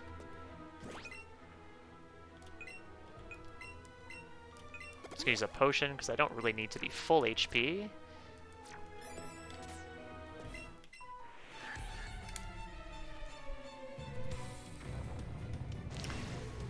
Yeah, the potions are nice to have if you need to heal to full, but you don't. But you can only need to heal like 20 HP or so. So it's nice to just have that option. Because depending on how unlucky you get, you can run out of super potions, and that's pretty brutal.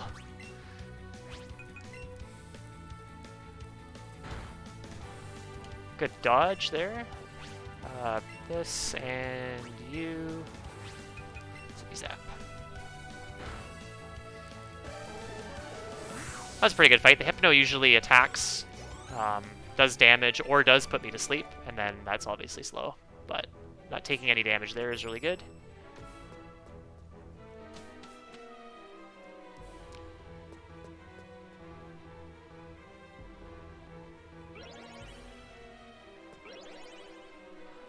Okay, spinning tiles time.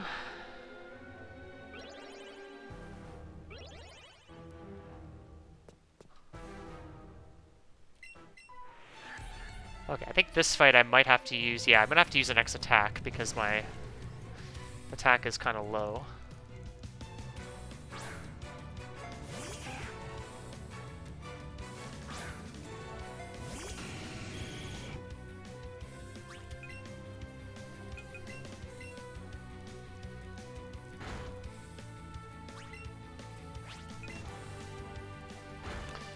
Ooh.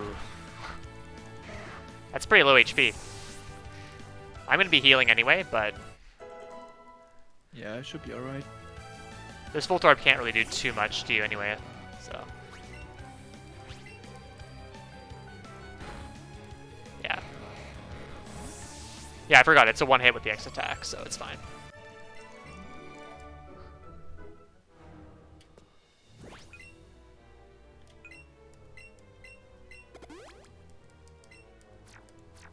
Actually, no, I want to use... Actually, I'll skip the potion for now. Because I'll just heal to full. Yeah, I want this. This is going to kind of suck because Clefairy's very low level.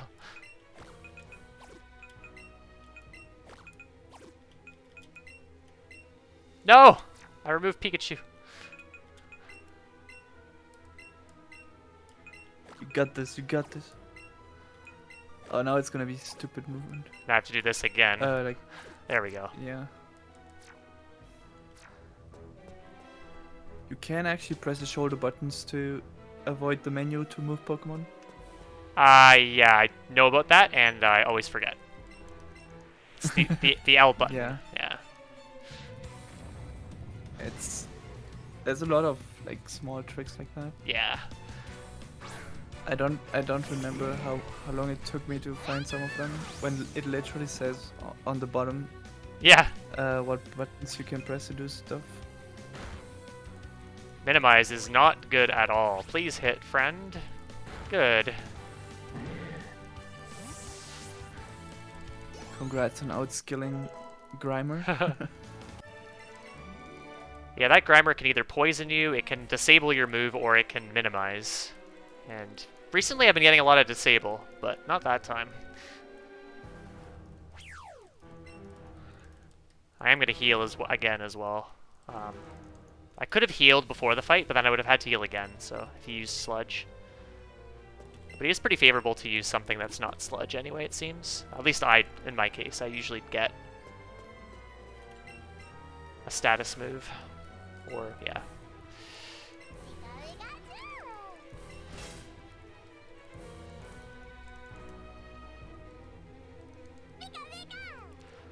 Alright, this is the one and only time we are going to be controlling Pikachu.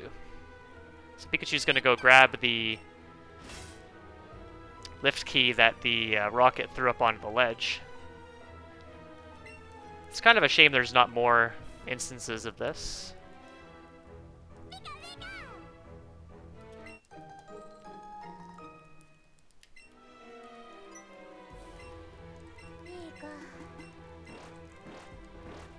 Would we have a quick moment? Yeah, go ahead. Right, because we have a $5 donation from Cosmic the Dolphin saying, "What do you call an adorable yellow stuffed vitamin?" Pikachu! Ah. I'll just leave. Thank you so much for a donation, Cosmic.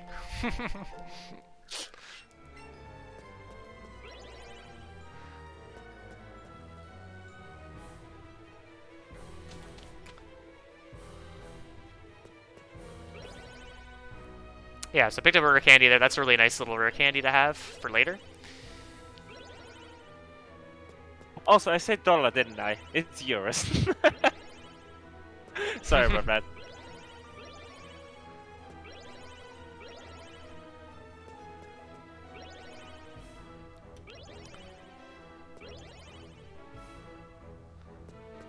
Oh. Okay, so there's going to be a Jesse James fight coming up here. This fight is kind of interesting. You notice that I swapped Clefairy to slot 2. There's a very good reason for that. And there's actually 2 Jesse James fights that have followed pretty much the exact same strategy. So she's got 2 pokes that are pretty scary and do a lot of damage, but leading a, in this case, Fairy type, which is weak to poison, means that one of them is going to target that. If you had something else that wasn't weak to poison, they might both target Pikachu, and then Pikachu would just die. And that's obviously bad, because Pikachu is very good for this fight. I want to kill Arbok first.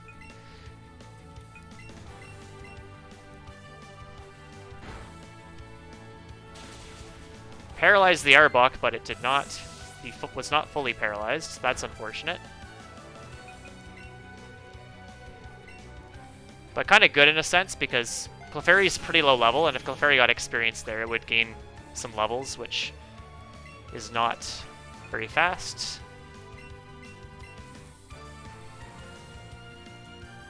So the strategy now is to just heal Pikachu with the Nidoking's turn, and then use Thunderbolt with 58 special attack is not good. Yeah, use Thunderbolt on Pikachu's turns. If Pikachu has good special attack here, I can use Helping Hand Thunderbolt on... That's annoying poison. On the Weezing to knock it out in one hit, but...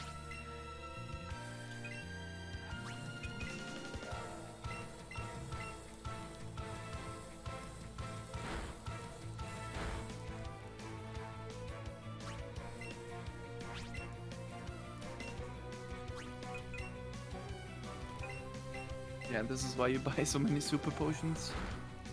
Yeah,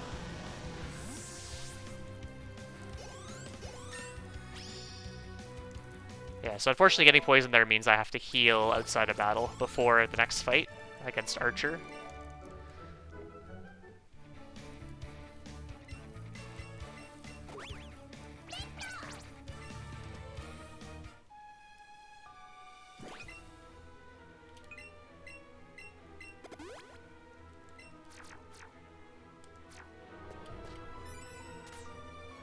So you'll see that Clefairy is fainted right now. We don't need Clefairy just yet, but we are going to be getting a heal later. And Clefairy will come back to life, and we'll use Clefairy in the exact same manner we just used him on the previous fight. But until then, we've got a couple other battles with Archer, who was not in Red or Fire Red. I believe he was in Heart Gold, Soul Silver.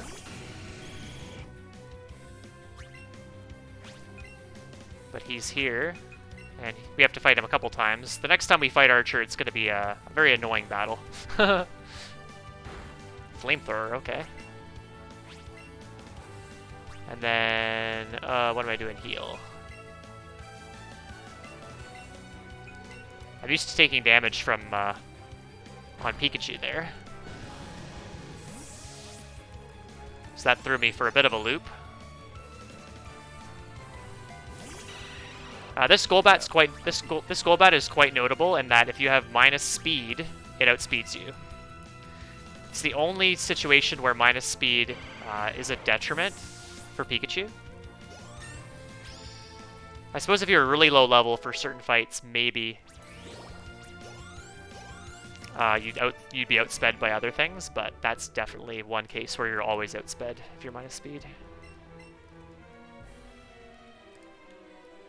Yeah, you could fix that by like going double X attack on the Weezing, and instead of going for Thunderbolt, you go for Zippy Zap to outspeed the Golbat anyway. But it made the shopping not so nice, so okay. I removed that.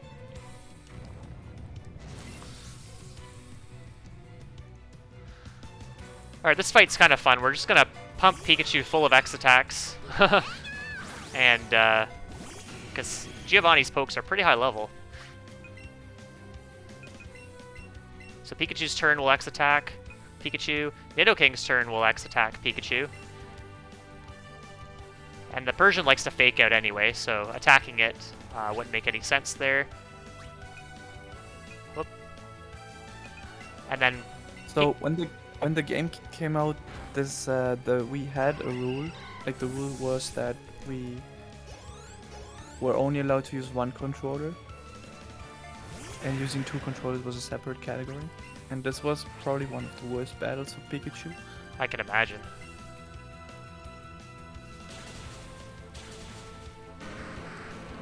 Because you had to like set up to +6 too, and then dig the Rhyhorn. Oh my god. Like setting up on the Persian that has Slash with a high crit rate move was pretty bad. Yeah. So And back. now the fight is free. Yeah. So back to when I was talking about having bad attack and missing weird ranges. I've missed the Persian range. Apparently, it's a range with bad attack. That happened to me on a run. Yeah, you must have been on the level. There's like Yeah. no way. I'm pretty sure that I had calculated that never to be a range. Yeah, I think that would have been the case.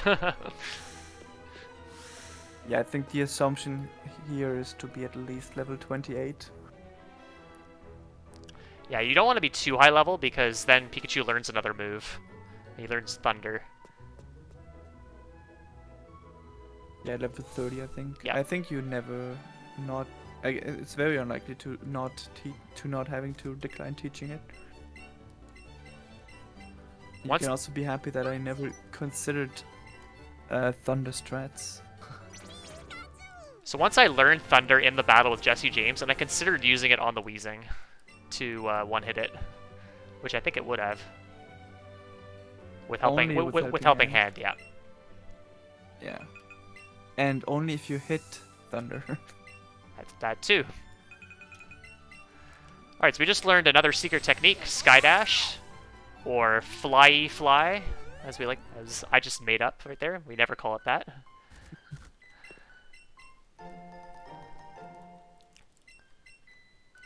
That's pretty neat because you just bounce around the map to different places. Those Great Balls are optional. I bought a lot of Great Balls earlier, but now I'm just being super safe, so good for a marathon. I think you have triple digit now. I think you will find. Didn't you buy like 40? 30. Oh, 30, yeah.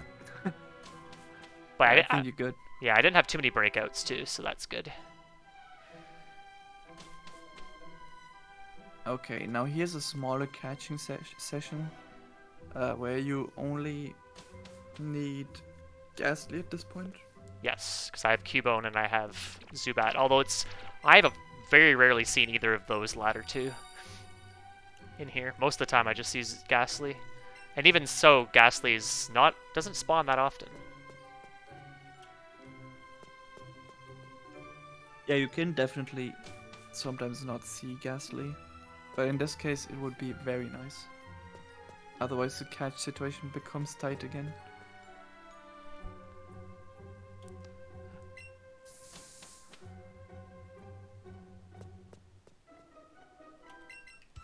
Alright, so now we get to see if I one-hit these Haunters.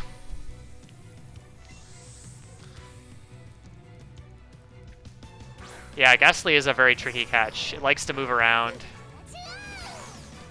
So you can use a Nana Berry on that thing.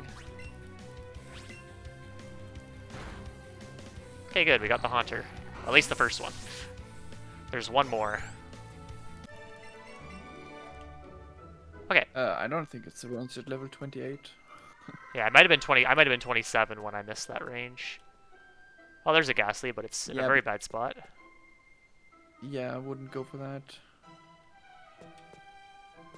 There's a Cubone. Yeah, because wow, that is Cubone here is actually optimal because then it evolves in just one level. Yep. But you never play around that ever. Yeah, you shouldn't. Definitely not a good play.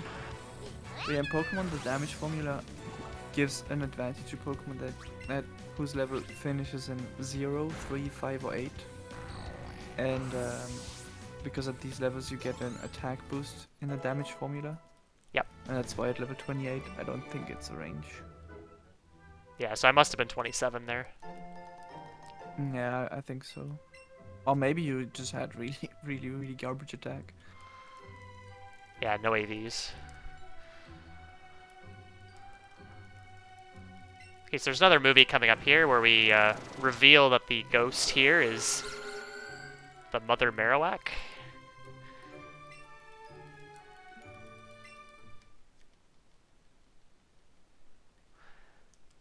Didn't mash quickly enough. We saw a quick glimpse of that cutscene.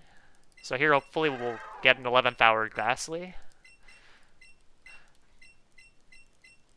But I think I could probably get away with not catching it here. But we'll see.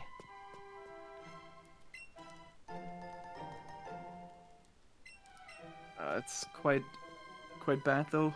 That's a Haunter, okay. Haunter's not a good catch. Yeah. This is now actually not a good situation to be in. Well, I can get the Firestone, and I can get this extra Moonstone as well. So there's a few options there.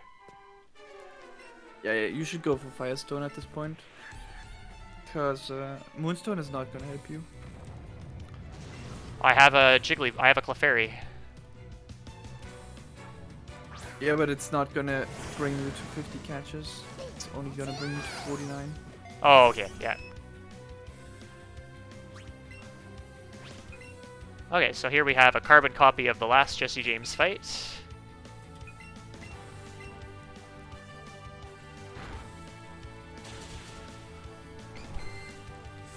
Except the Weezing hits much harder now. Yep. He's upgraded his yeah. His sludge to sludge bomb or something. Yep.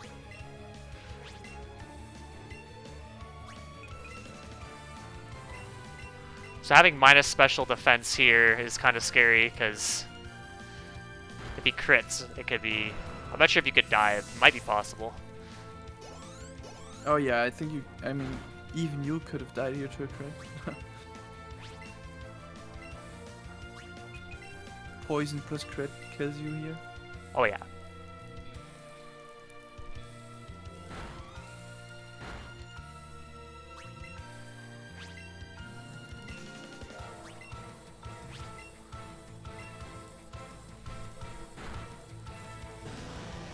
Okay.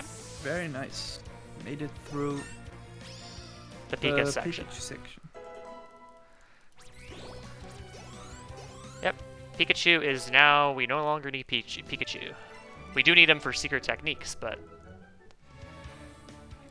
that's something that the game that's part of the game anyway, so. But he won't be used as a battler any longer. Although I am going to probably keep him in the party just in case for the Snorlax to run away. I'm not sure if that really matters. Normally you have Ghastly here, so you can run away using the Ghastly. Yeah, it's better because that needs to evolve while Pikachu doesn't. But Pikachu just leveled up, so it's fine. But you'll have to remove it so it doesn't try to learn Thunder.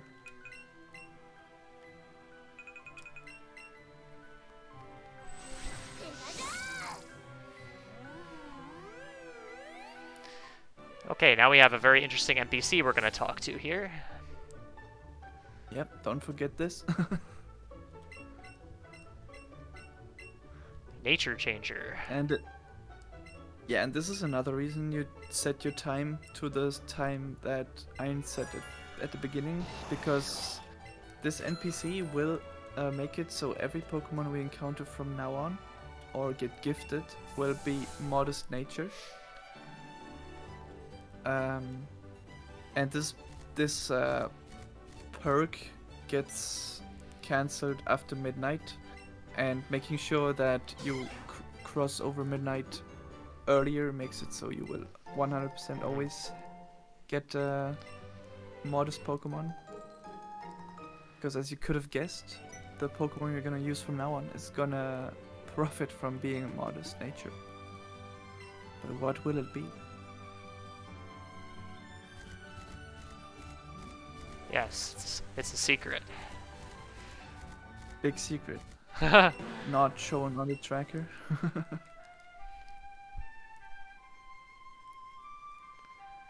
So make sure I have everything marked. I forgot to mark something yesterday, and yeah, I think I got No, everything. it looks. Yeah, it is correct.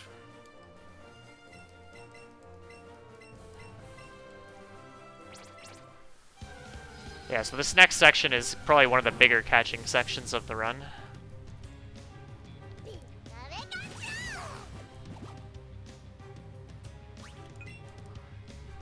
So this Snorlax is kind of interesting. In order to catch it, you have to defeat it and then throw a ball.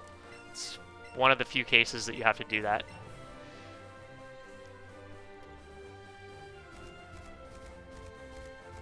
Yeah, it's mostly with a legendary Pokemon, and I guess Snorlax is considered legendary. There's a bit of a trainer skip here. If you're on a ride poke and you try to go through this next opening, she'll see you. So I'm just gonna bump into the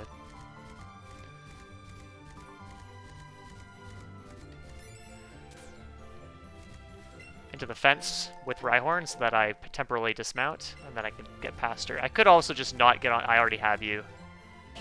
I want you. Nice. I'll use the Ultras.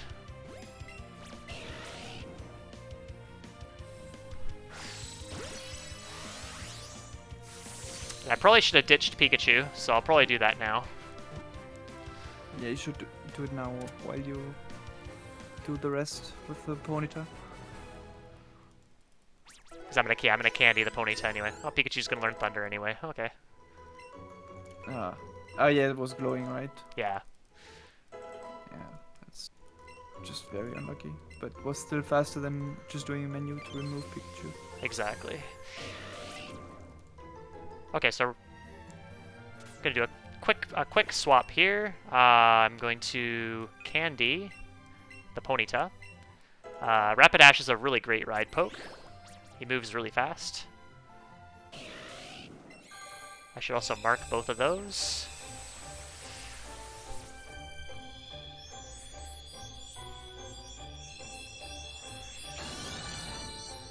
And so what I'll do now is I'll also just remove Pikachu and Rhyhorn from my party because I don't need Rhyhorn anymore because I have a Rapidash.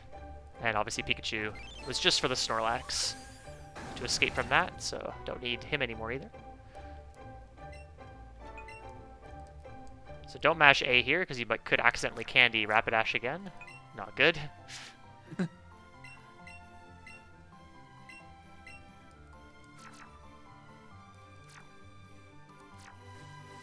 Oh, pff. Whoops.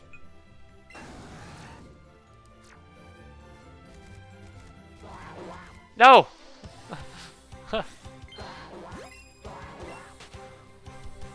Another thing I could catch here is a Doduo. That's a nice grab as well. It's basically mandatory. I actually used Rapidash in place of Dodrio my last run because my Doduo just didn't evolve in time. Oh, you can still use Dodo for that. It's just a range. On the Executor. Yeah. Okay, I'm gonna hang out a little bit here, wait for stuff to spawn. Unfortunately, it's the things I already have, which is always the case. Oh no, I don't want an Eevee. Do I go for the Eevee? Oh, there's a Doduo. No, that's a Ponytail.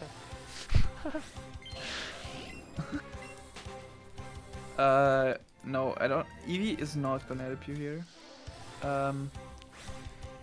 Yeah, Eevee literally does not help. Okay, this you is the in last thing. situation. This is the last thing I need then. Also, I need to summon the support trainer.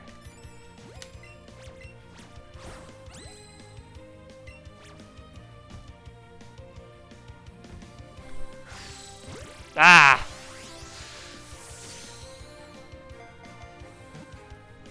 Yeah, because I already have Pidgey, I already have Rattata, I already have Psyduck, so I can just leave.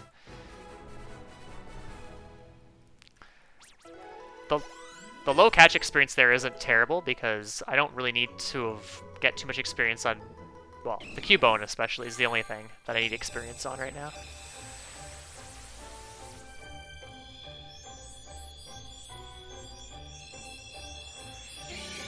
So I'm short. I need 5 more pokes in total.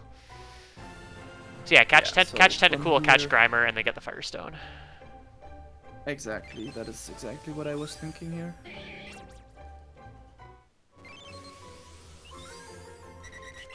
And Eevee is a garbage catch because It it is, just doesn't yeah. get in the ball. So you really want to avoid that.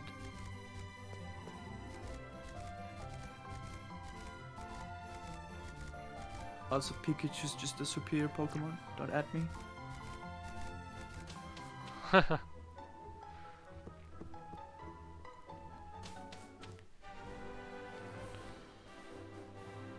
There's pokes down in this grass right below here, but there's a lot of trainers in that small area. You do not want to go after pokes there. I did that yesterday, and I regretted it.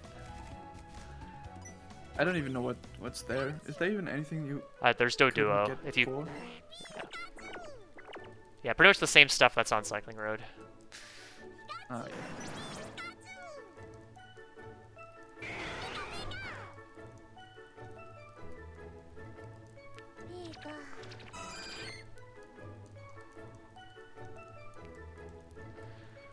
All right, so we got a nice, cute little cutscene here. And fun fact, if you pick up the dome fossil in Mount Moon, that Kabuto is actually an Ammonite. That's true. That is a fact I had forgotten. Yeah, one time I just grabbed the dome just for the hell of it, and I was like, oh wow, it's an Ammonite. Alright, Surfy Surf, also known as Seaskin. So, as you can imagine, this is our mode of transportation on the water. Oh, I don't want to play with Pikachu, but let's... There we go. Time loss. No, I don't want to do it again. Get out of here. You Like- even hit the Pikachu, you didn't even pet it, you just hit it. Okay, and now we're gonna go to Pallet Town if I can navigate there. It's pretty hit or miss navigating the fly menu with these Joy-Cons. All right, so we talked a little bit about the water route earlier. You can only use one controller to catch things here, and I want to catch a Staryu for sure, and I also want to catch a Tentacool because I need something else. Magic. Okay, that's a Tentacool. I can catch that. Nice. And it's glowing too, which is good, provided it's cooperative.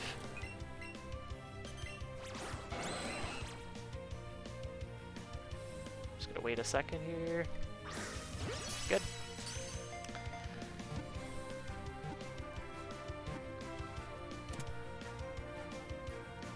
Alright, so that's Tentacool, and then I'll be evolving him later. Also got a lot of experience from that catch, which means I get my Marowak.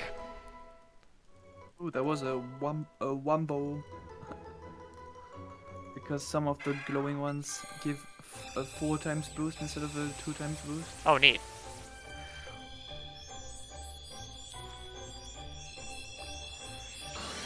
Which is especially nice when you actually need the experience to be high, notably in the early game.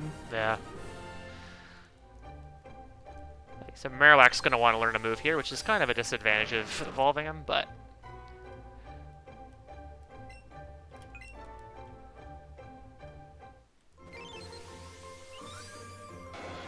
Yeah, Tentacool likes to move around too, so he was very cooperative. I'm very thankful for that.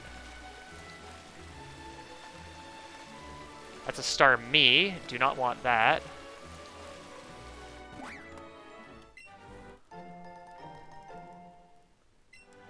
It absolutely needs to be Staryu. And not only for the catch. Oh, is that a Staryu? That's a Magikarp. Never mind.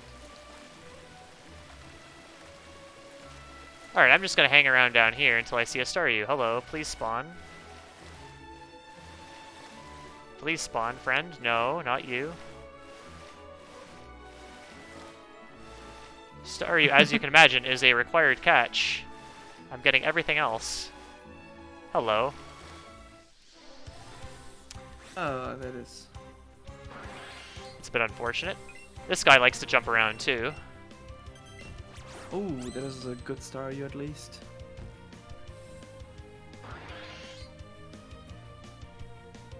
Oh, I didn't hit get ready. Whoopsie.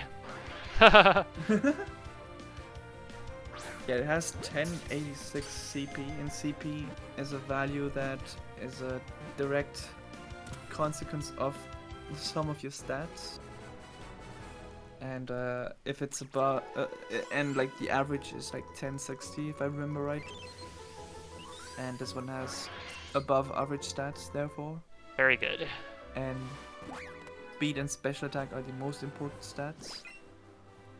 And those weigh in the most in the CP formula, so it's likely to be a good Staryu. It could still be abysmal, don't get me wrong, but it's more likely to be. Well, we'll see on good level than up bad. here. Special attack looks... eh. Nah, this is very good. Yeah, this is good. You don't even need to use the third one yet. So just use the third one later on, Yeah. Yeah. You could before use or after Sabrina. Yeah, you could use it now if you weren't faster than Blaine's Pokemon. But you are. And it's also important to first candy and then to use the Water Stone, because otherwise you don't learn Hydro Pump, which is required. Yeah, it's a very bad move, but it's a very important move. Yeah, it saves a lot of time. It's usually not risky to go for it in the situations where we use it. And then Dodo's in It's slot like there, the- that's perfect. Yeah. Oh, that's unfortunate. I now have to lure again. No, you don't. Well, yeah, you're right, that's true. Just gonna go for the extra catch experience. Actually, I think we had decided that using Doduo is almost completely unnecessary here in this situation. It's just time loss. But for Marathon, it's safer. I think that's actually a recent discovery. I don't even think I updated the notes with that. No, you didn't. I'm pretty sure. Yeah, it's like... I think the risk you take is 2.5% by not having Doduo. Because it's only a bad thing to have if you get paralyzed and then are fully paralyzed.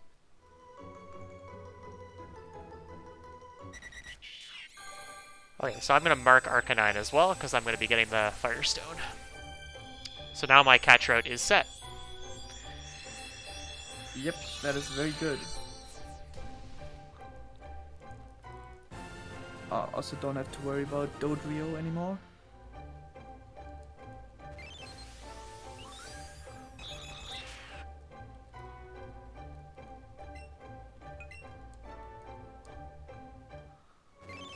Yeah, and sometimes you're not this lucky with catch route, and then you have to go for ugly catches like Magmar. Oh god, Or that thing Ditto. sucks. Yeah, both of those are really terrible.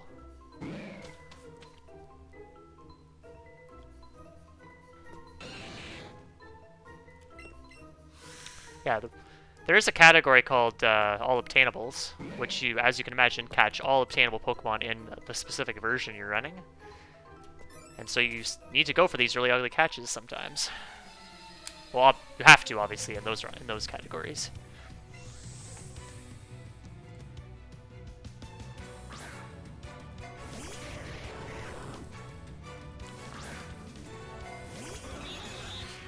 Okay, so if, with any luck, Dodrio is just gonna die here.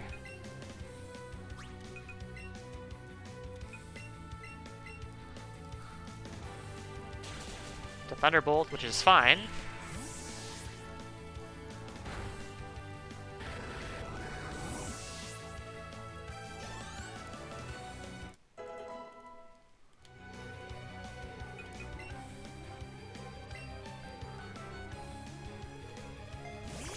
I'm probably going to take the bed heal in the mansion instead of reviving Doduo.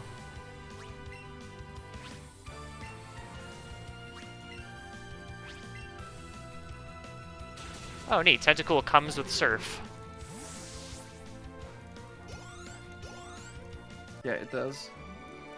But it's still not good to use instead of Staryu. Oh, yeah. Mainly because it gets bodied by Sabrina. I can imagine.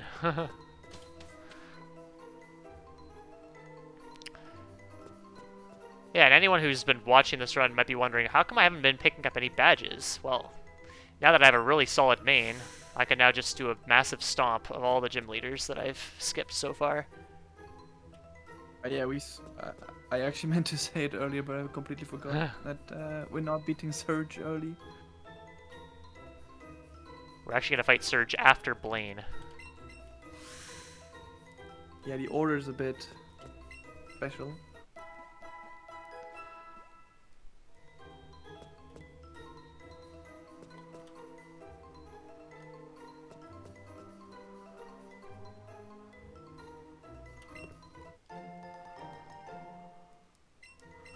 I'm actually gonna grab Growlithe and evolve him now.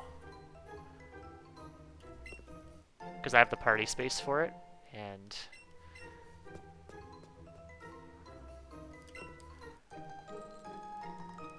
Wait, you have something to remove? I wouldn't do it now, because you're gonna be menuing forward the party later on anyway. Too late.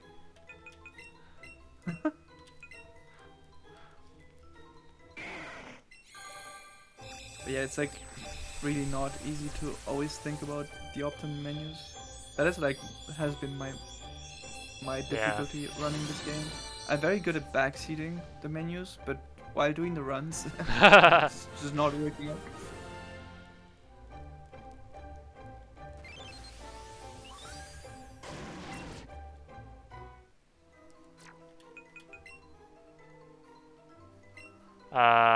No, I don't need to remove anything from my party. No, I don't want to use the secret key. Okay, that's fine. Oh, I should have removed Growlithe. Shit. Whoops.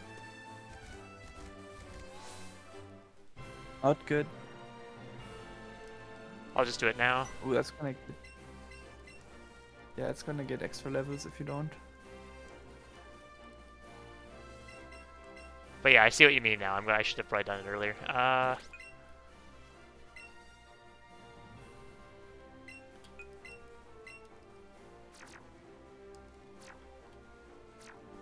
This is all manipulation to not get Confusory from Magmar.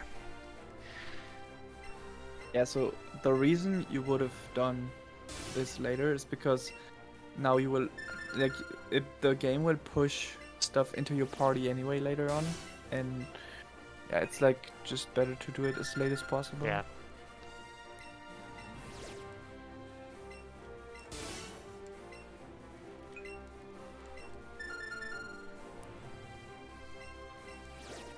Wow, how do you know the answers? Yeah, this last one you can answer any question, but obviously it's faster to just mash A.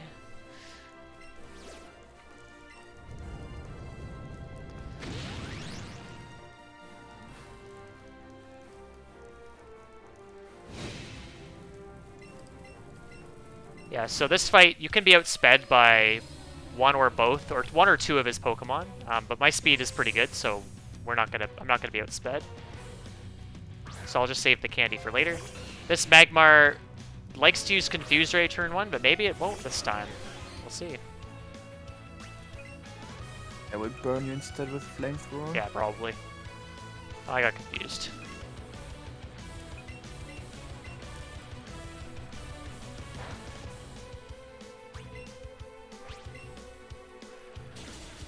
Okay, pretty average. Confuse, heal confusion, and then don't get burned.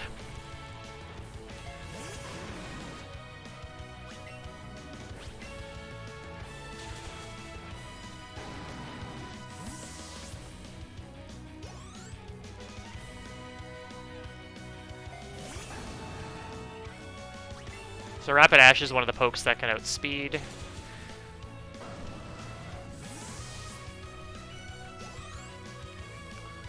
And sometimes the Ninetales does as well, but if you outspeed the Rapidash, you outspeed the Ninetales. The Ninetales is a little bit slower than the Rapidash.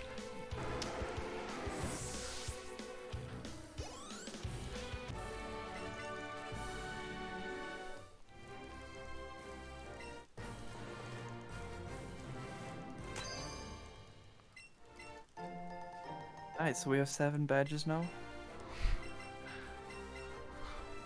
Yeah. So our rival is going to say, oh, we have 7 badges. Actually, we only have 3.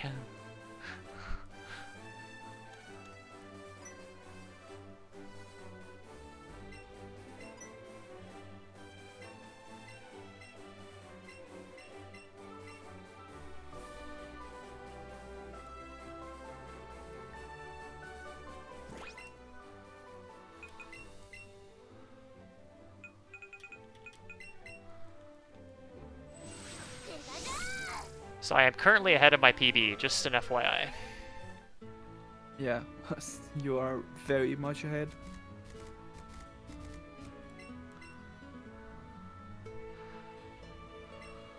Yeah, this is Just like to confirm, your PB was a 310, right? No, the one I submitted I think was in the 320s. Oh, 320. Yeah, I have a 316 Yeah, now. It's not yeah, submitted this to is leaderboard. this is more or less a 3:11 pace. Wow. Yeah, so my PB, I lost 2 minutes to Lorelei. Because I went for a pretty favorable range and missed it. That won't happen this run. Or at least I'll heal before the fight so I don't die.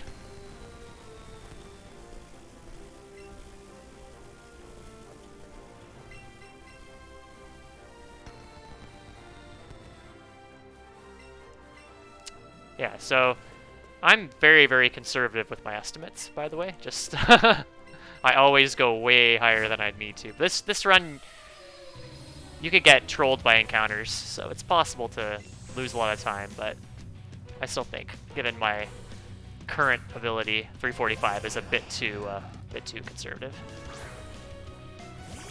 All right, this fight, Surge is pretty easy. We just mash A and scald all his Pokemon.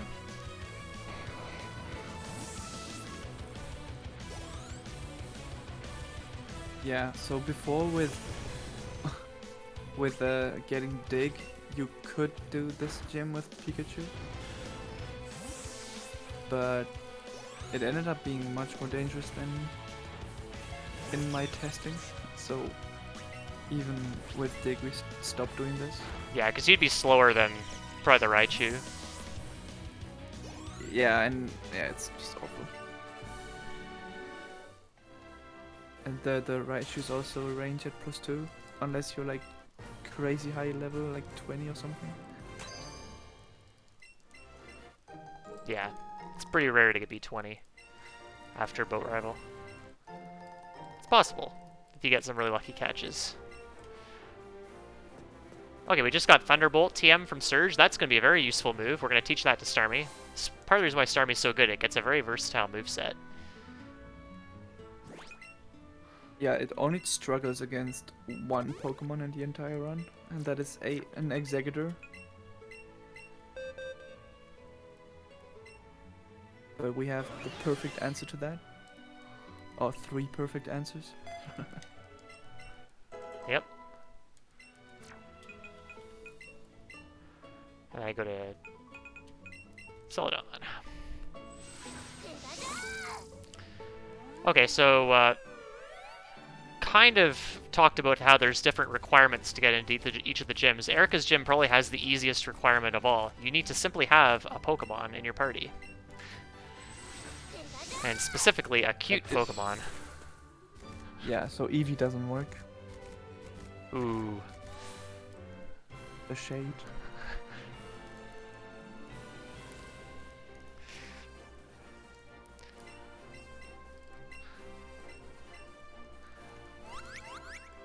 Yep. So there's a bit of a puzzle here. You gotta kind of navigate through here. It's pretty hard to hit any of these trainers. You have to really mess up your movement to do so. Yeah, and I would personally say that this gym is amazing. Get it? Ah, Funny. you're a funny man.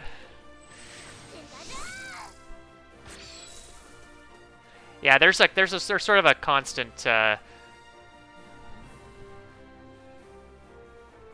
what's the word I'm thinking of here? We're always the Eevee and the Pikachu guys are shading each other, so it's not a surprise.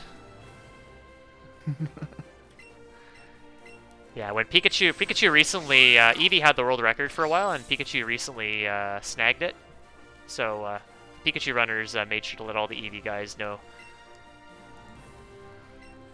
that Pikachu is the superior version.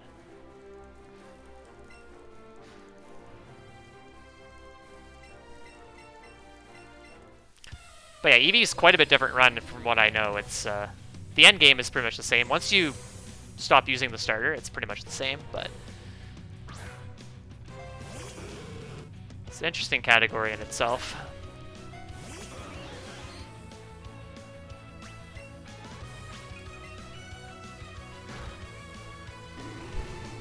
Yeah, so this gym, again, we're just going to spam Psychic, knock everything out. We don't really have a good answer for this gym when we're first in Celadon. So. Yeah, you could teach the flying move to Pikachu that you learn in Celadon, but I can tell you from experience that it's not a good thing to do. because the Tangela will try to put you to sleep all the time, and Floaty Fall is inaccurate.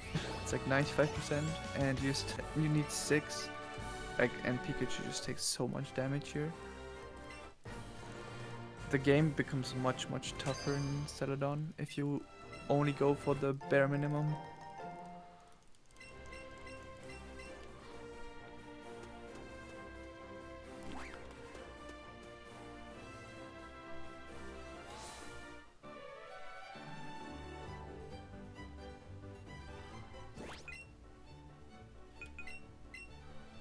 Yeah, so I'm...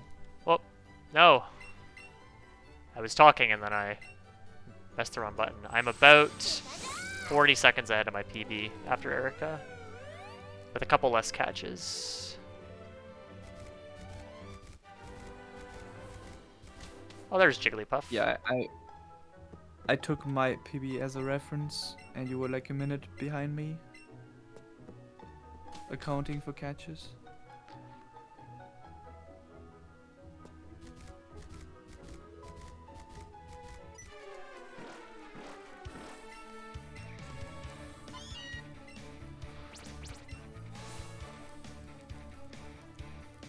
Okay, so Silphco, this area just makes so much more sense to do with Starmie. Starmie just destroys everything here, except for the first poke in this next fight, but luckily we have the ability to do 2 controller battles.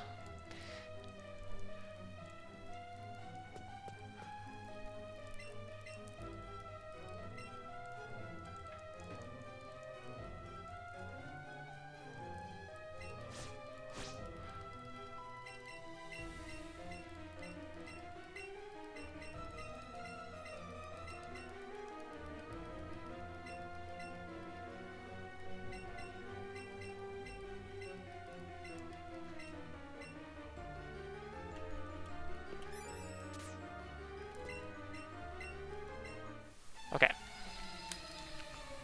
So you can do this double battle with Rapidash or Dodrio. If you use it with Rapidash, though, you have to use Hydro Pump on Blue's second Pokemon. Unless you have a spare X special attack. Because you need to X special attack the Rapidash, whereas I'm going to be using an X attack on Dodrio.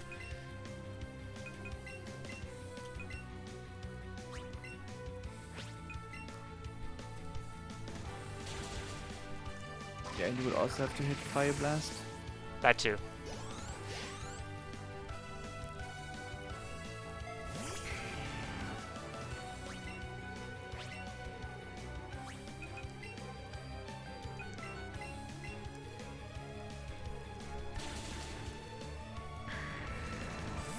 Even go for the content Hydro Pump Yeah.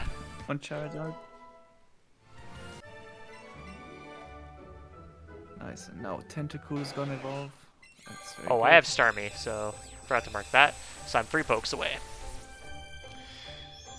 Yep.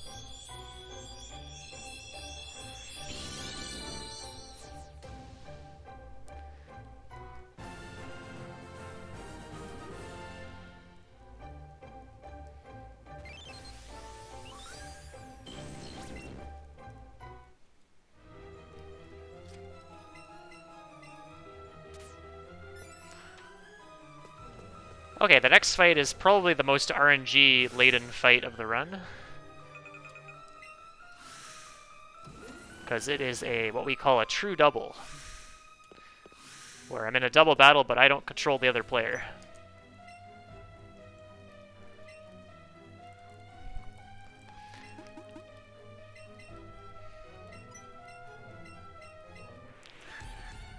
So pretty much the strategy for this fight is to spam Psychic. If I get hit by the Electrode, I have to heal and hope that this Cubone hits all its moves. And also I don't get protected by anything. Yeah, it's very easy to lose a minute in this battle alone. Because double battles are very slow. There's a lot of lag or whatnot. Yeah, you want to attack the Muk first because No! it has Minimize and It protected, but at least the Electrode blew up, so that's good. yeah, it's good enough. And, okay, that's Not fine. the best. Oh, it missed. Yeah, I mean, that doesn't matter because it's Muk.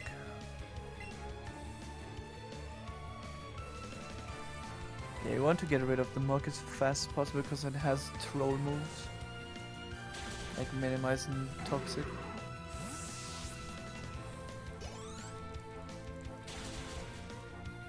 Ooh, what do I do here? Do I heal? Yeah, I think I heal here. No, you just... No, you kill the Weezing. Okay. Yeah, actually, I don't think a crit Sucker Punch kills me. I think I have good defense, too, so... And he went for Cubone anyway, I so don't that's think you fine. can die from here. That is very good now, you don't have to heal at all.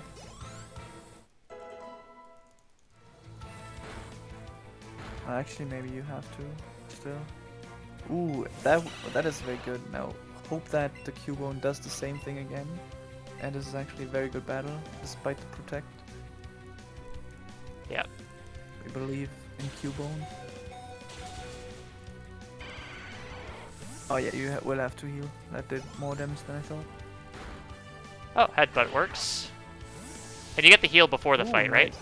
Or after? You get freed now. Also, that Cubone would not have killed that without the crit. So that is very nice.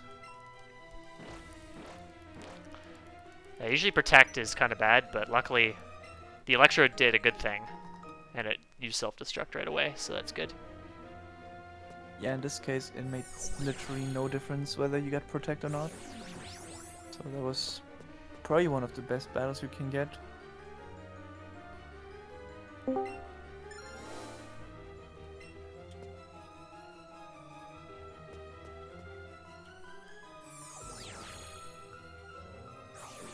Nice, also going into the teleporters at the right angle.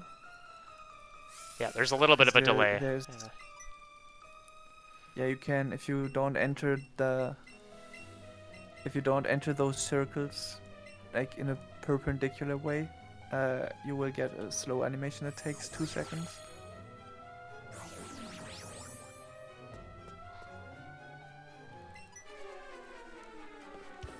Yep. We'll have a few more of those in Sabrina's gym. So here is the first, or the last mandatory encounter with Jesse and James, and probably the easiest of the fights.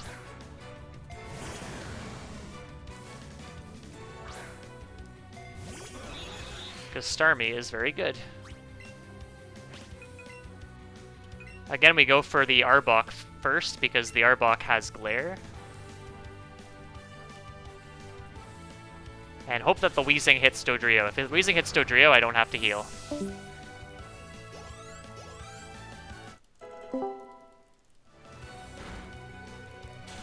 Good. We do get status lag, though. Whoop.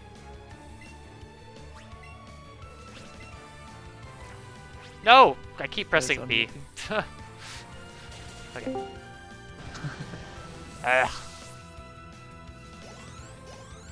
You have to be very mindful about which buttons you're mashing in this game.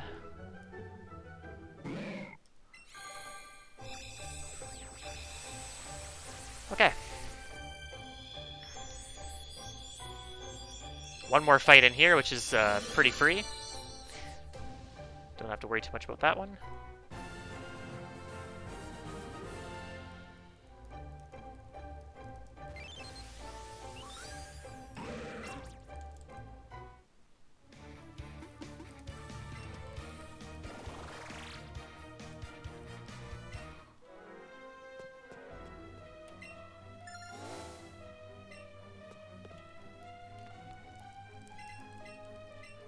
Iron, do you have a quick moment? Yeah, I'm good. This fight's pretty easy, so not much. I hate to say this, it's not a donation, it's a technical issue that we have to immediately fix. I can't tell you live what it is, because it would compromise the stream, but we have to pause as soon as possible, so let me know when it's a good moment. Just give me a 3 to 1 down. To pause... What specifically? Just a pause. We just need to hop on. Are you cutting out? We don't understand what Nope, you're sorry. saying. We just need to hop on break quickly to. Okay, fix can this issue. I continue the run in the meantime? There's not too much happening for the next little bit. No, because I will need. I need to do. I need you to do something. That's why I'm really sorry we need to do this, but it does affect the stream. So. It's not something I can do while I play. 1 second. I can mute the audio because if I tell people what it is, there's a chance something bad happens. So I will quickly mute the audio. We'll tell everyone what to do, and we will be right back. Okay.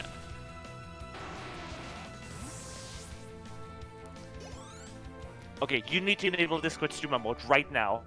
I'm hearing Discord noises, and if somebody does TTS, like in any server you're in, that would play on stream. That's why I said Oh, okay, gotcha. Yeah, that's why I said I can't talk about this on stream. Because if people find out, they can TTS and they can play, like, the worst on stream. Sorry, I'm cutting out again. So where is that setting again? You go to user settings. Yep. And then streamer mode. Oh yeah, streamer mode. And then enable streamer mode.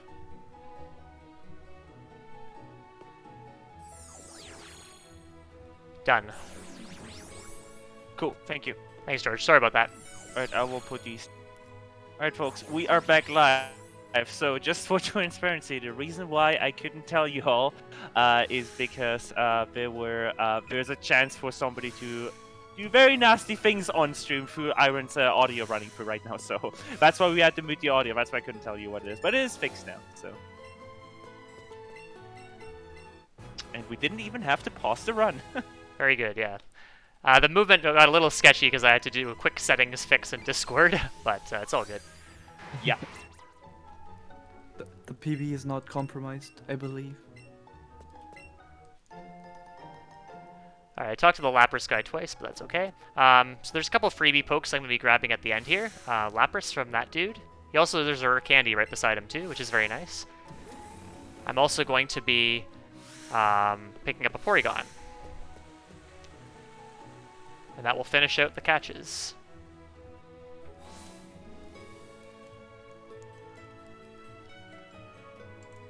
Yeah, Porygon is the fastest Pokemon you can get, apart from Pikachu in this.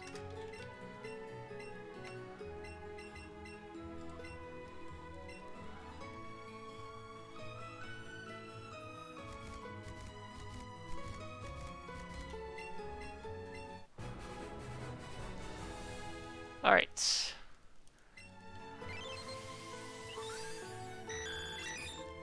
Nice, so that is 50 now? Or did Yep. you evolve Mach yet? I did, yes. I just didn't mark Porygon.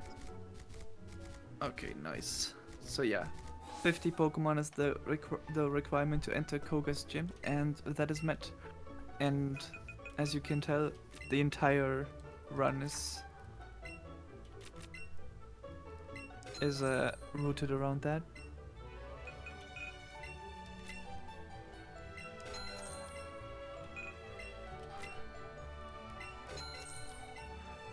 This is a slightly different menu than what's in your notes Wartab. I stole this from Etchy, who is the EV world record holder of this game.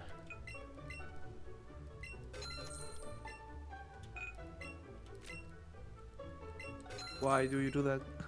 For the late X defend, but I'll consider doing something different. I'll just pick up the ether in all cases then. We talked about that earlier in terms of the item spacing and management for menuing in battle. So I skipped the X defend, but I probably need to grab the burn heals and the ether. Okay, so more teleport tiles here, and also some trainers to dodge. Oh, so you saw there on that particular tile there was a bit of a delay there. Yeah, it's because he didn't go into the teleport at the right angle, but it's not always easy to do properly.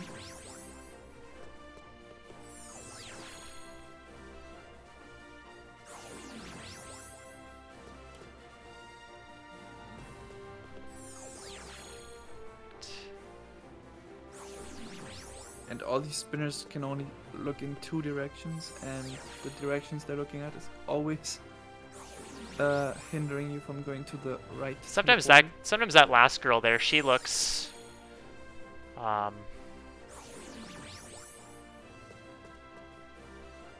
looks a different direction. I've seen that happen before.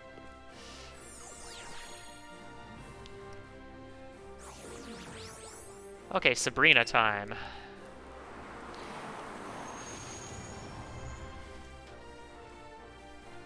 So this Sabrina leads a Mr. Mime, which loves to use Light Screen turn 1. I've only once never not seen it turn 1. And in that case, I got it turn 2. So it's pretty common to get it here, which means I'm going to have to stall a turn. Because I don't want the Light Screen to be up when I'm fighting the next thing in the battle.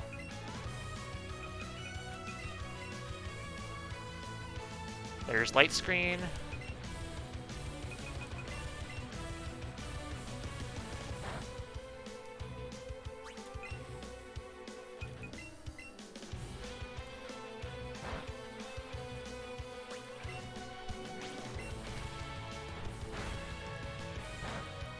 So I got an extremely awesome fight the other day. I got light screened. I crit the Mr. Mime with Scald. So the light screen was still up on the Alakazam, and then I crit the Alakazam. What? So That his is best possible yeah, that's outcome. very lucky. Unfortunately, that run did not Yeah. PB. But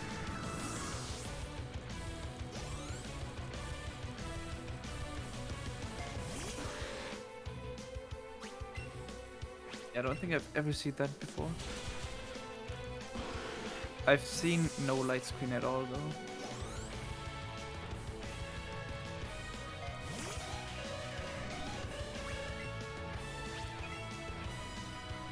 all right, that's Sabrina down.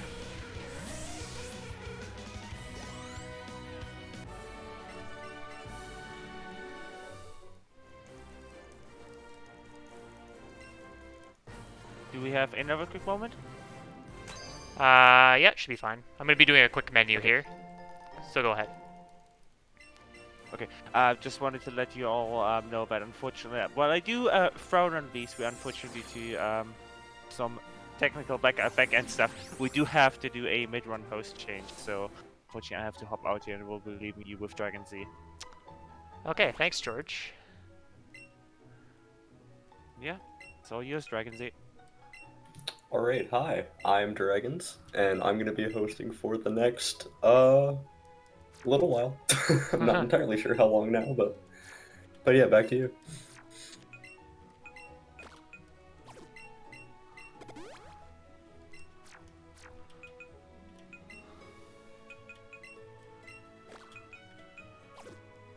And then I candy.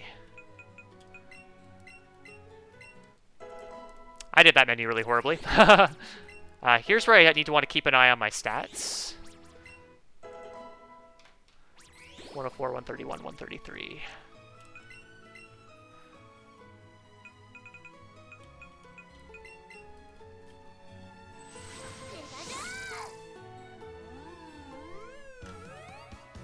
Specifically my defense, my special attack, and my speed.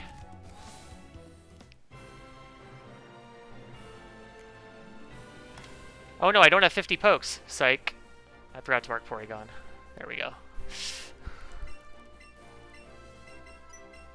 I actually believed you for a second.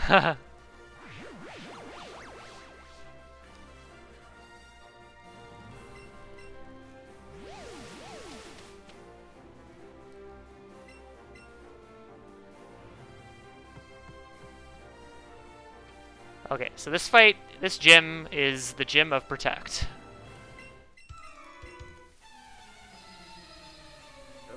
Visible, invisible walls.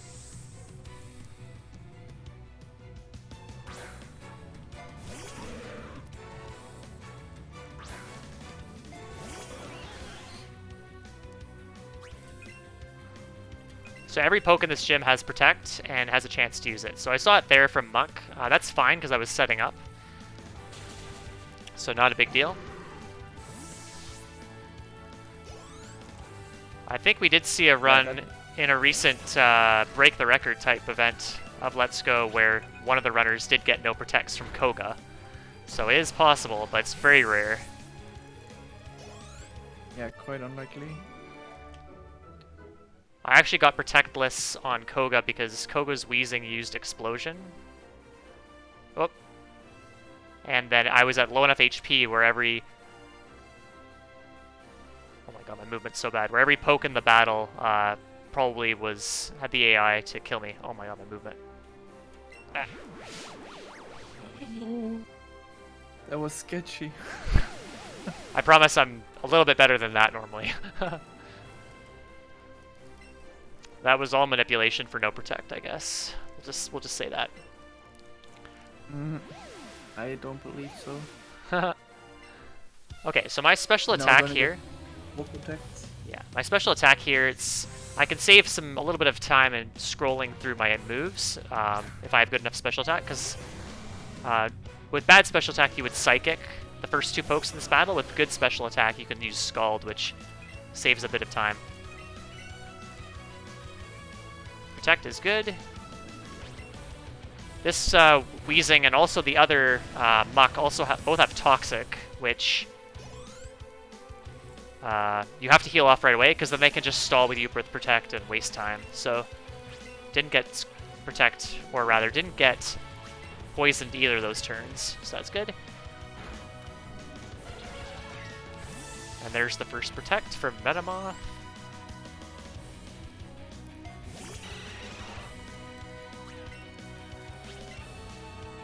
Yeah, so using that third candy here helps a lot for some ranges and potentially going faster in this part, but it's gonna be it's gonna have a negative side effect later on in the Elite Four. So it's generally not a good idea to go for it if you want to go for top time. Did you see your special attack at 50? Because I forgot. I did. It's 131. Ah, yeah. So that's not amazing. It's also not terrible. Yeah, it's kind of average. But that was a pretty good gym. I got one Protect that mattered, which was on the Venomoth. I got Protect from the two setup turns, which doesn't matter. So pretty good gym overall. Aside from my extremely scuffed movement.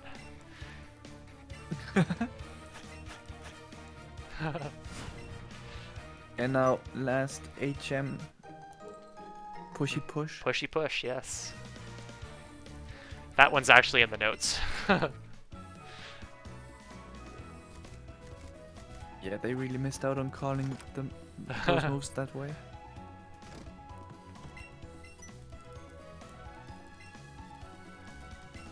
And fun fact, the item behind that rock here is not a rare candy unlike Gen 1. It's a nugget. Oh, interesting. Yeah, otherwise I think we would actually... would we pick it up? No, probably not. Not Nah. at this stage of the game. So I didn't take any damage, so I don't have to heal, which is good.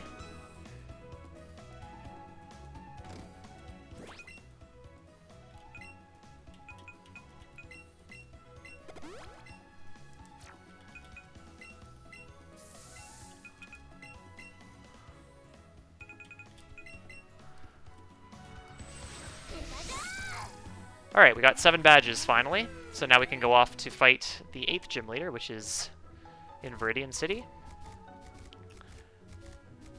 Did you repel? I did. Okay. That was a surprisingly fast menu for me, so...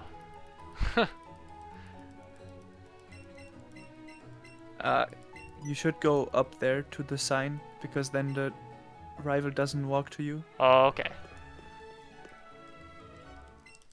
See, getting all the free tips. Appreciate it, man. Yeah, I get worried about dismounting Rapidash and then I walk for a bit, so that's kind of slow, so... That's probably the reason why I went a little wider there.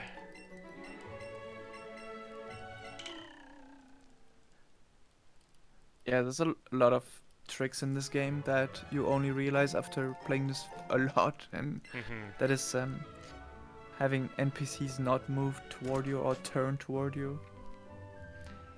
Yeah, yeah. There's a bit of the like avoiding this one is NPCs. the big one. Yeah, there's a bit of avoiding NPC movement tech in other Pokemon games, but this one probably has a lot more, especially because it's a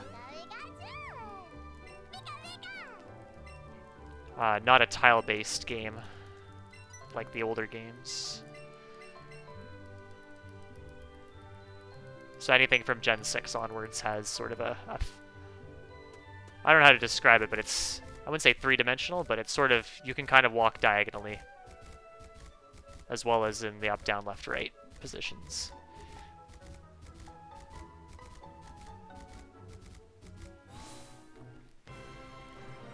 Alright, so a couple scary fights in here.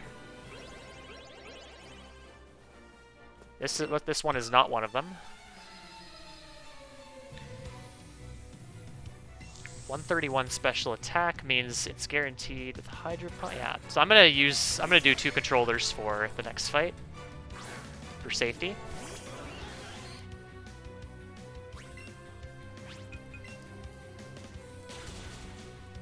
Yeah, level 50 Hydro Pump is always guaranteed.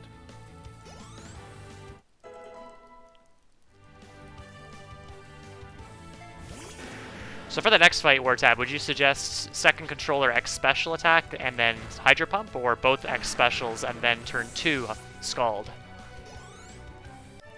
No, Scald X special kills. Oh, okay. Oh, that's right. Yeah. You're right about that. I was getting confused with the Kangaskhan that's in Victory Road. Because that one, you do that. Yeah, no, that one. Yeah. Yeah, so this is a little bit of a safety play. It is slower to... I mean, in this case it would be slower anyway, but even if you if you don't add an extra turn, if you have a battle that is a 2-turn battle without 2 controllers, doing it in 1 turn with 2 controllers is still slower than doing it in 2 turns. But this is just safety, because then you don't have to hit a Hydro Pump, for example, since that is only 80% accurate. Oh, it's 80. I thought it was 85. Did they nerf the accuracy a bit? No, it's always been 80. Oh, okay. I thought it was 85. I guess I learned something else today. No, 85 is like Mega Punch. Fire Blast is 85, And, I'm pretty sure. Yeah, Fire Blast is 85. Yeah. Okay, I think I'm at a very interesting spot here where I could skip the X Defend on Giovanni. Wait, actually? What defense But you have? but if it's a range, it's a range. I have 104. Yeah, I have then 104. So like yeah, don't do it then. yeah, the lower half of the rolls will not kill. If I get 2 lower rolls, but if I get an upper roll, there's a chance. This fight. Yeah, it's not worth it, because then you will have to heal anyway after the battle.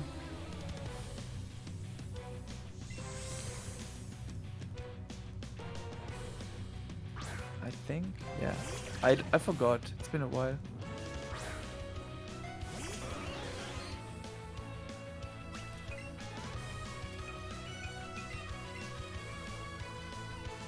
So you're always slower than, unless you're at really high speed, you're usually slower than the Doug Trio, and so you want to use a slash. Okay, you want to use an X Defend so that you don't get 2 hit, because he's always going to get 2 hits on you.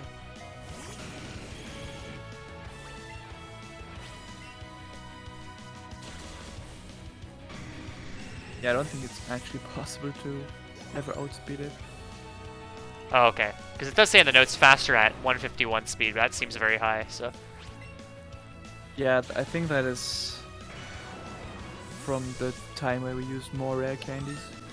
ah, gotcha. 107, 134, 137.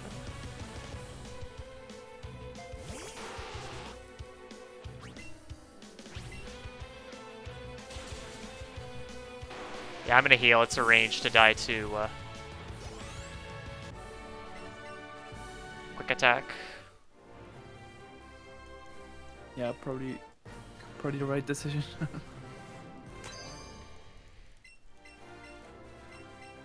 Because you're gonna have to heal anyway, so it's not a big deal.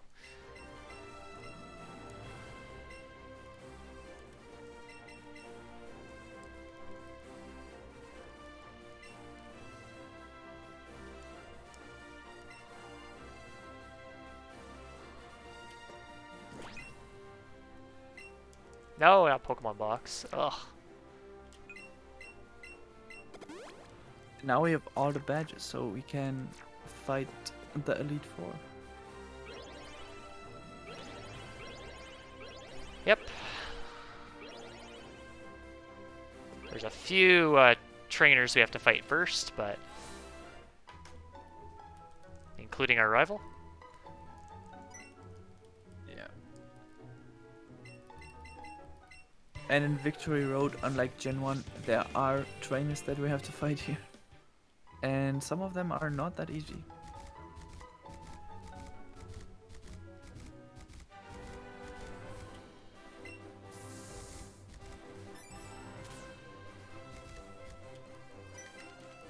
Will you attempt the skip?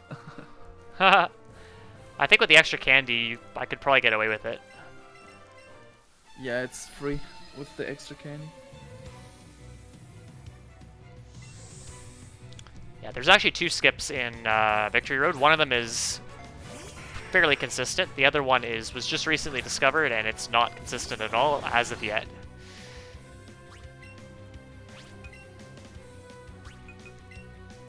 I have a feeling it's never gonna be consistent. Yeah, it doesn't seem like it.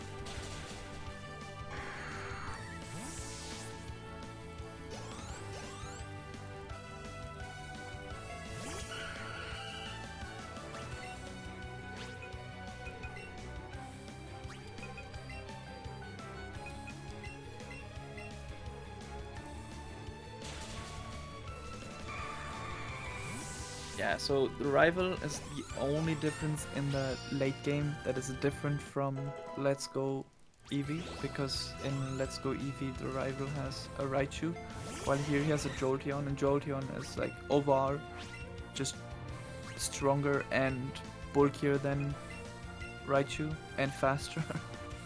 So you can never outspeed it here, for example, while in Let's Go Eevee you can outspeed the Raichu. Oh, interesting. Yeah, I knew he had a Raichu. I didn't realize that there was that kind of difference. Yeah, like for example, in the last battle you have to set up to +6 in Let's Go Pikachu sometimes. While in Eevee you never do that. Interesting.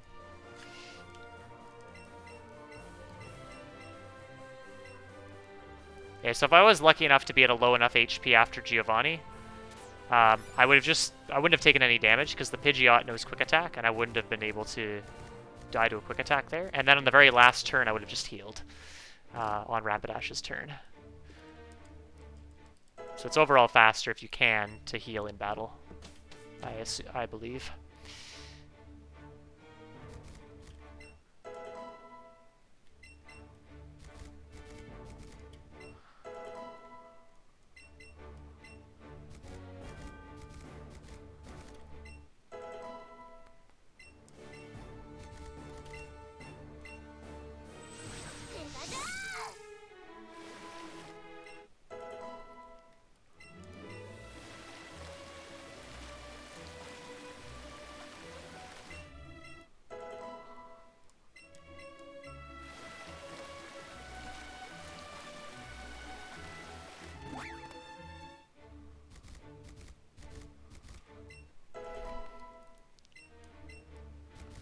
Also, as you can notice, there are no Pokemon spawning, and that is because Iron used a repel. And you could think that repels are unnecessary since you see the encounters, but sometimes they just can't block your path, and then you have no choice then other than running into them, and that is time loss. So repelling is still better, even if you could avoid them. Okay, so I'm going to 2-controller this next fight, just for safety.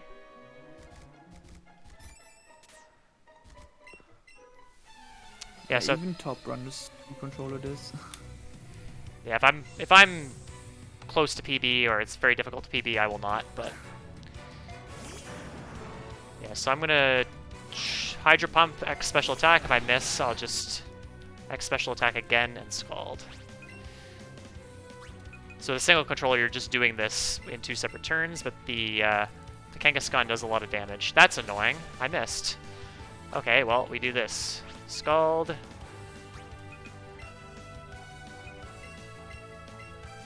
Yeah, and that is exactly why you want the 2-controller here. If you don't, you die. That's just this HP looks pretty good for Nelson, right? The Hypno? Yeah, that's fine. Yeah. No, I'm not going to heal, because...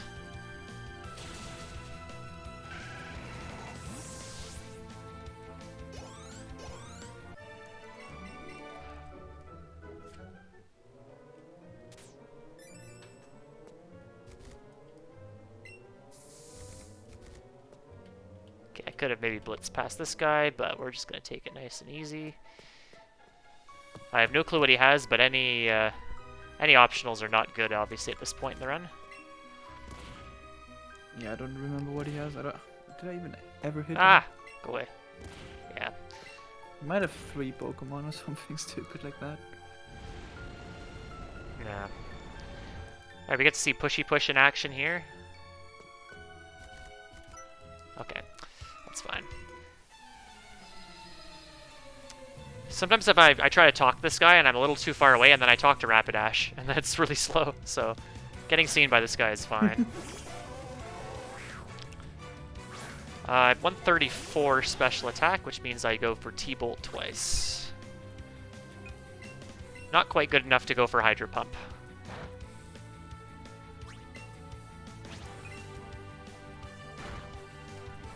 No, he put me to sleep. That's not nice. Yeah, the reason you don't go for Scald is that Scald has a 30% chance to burn, which is just absolutely pure time loss. Yep. So if you can avoid it, you prefer Thunderbolt.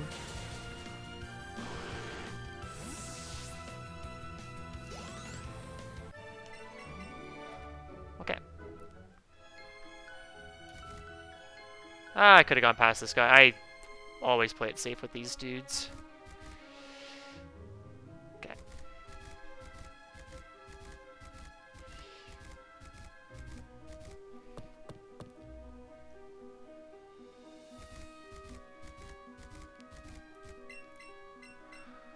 Okay, getting a free heal from Jenny there, which is very nice. And pushing these boulders when you have a ride poke can be quite annoying, because sometimes Rapidash runs a little further than you'd like. And then you try to push the boulder from a weird angle. It says you can't push it from this direction. So I like to stay close to the boulder as much as possible, so I don't get on Rapidash. And speaking of staying on Rapidash, another tip is that I discovered only recently is that you can actually talk to Jenny after pushing the boulder, because then you don't dismount Rapidash because you already dismounted. Oh, okay, interesting. Nice. Get the Alexa skip that a lot of people. Alexa skip. Yeah, Alexa skip is nice because she has 3 Pokemon and forces you to waste time later if you hit her. The that fight we've routed into the notes, so it's not. It's obviously time loss, but it's not like we don't know what to do if we hit her. So, unlike a lot of the other trainers. Yeah, it's still unacceptable to hit her, by the way. Yeah. I don't want to hear any excuses if that ever happens. I usually have a pretty easy time with dodging her, so it's not too bad. 137 special attack. Some runners are just absolutely disgustingly good at that skip and don't even stop or hesitate. Yeah, it definitely takes some practice. Yeah, so I'm keeping an eye on my special attack as I go through here, because it's going to matter in the Elite Four what specifically I'm going to do on each fight.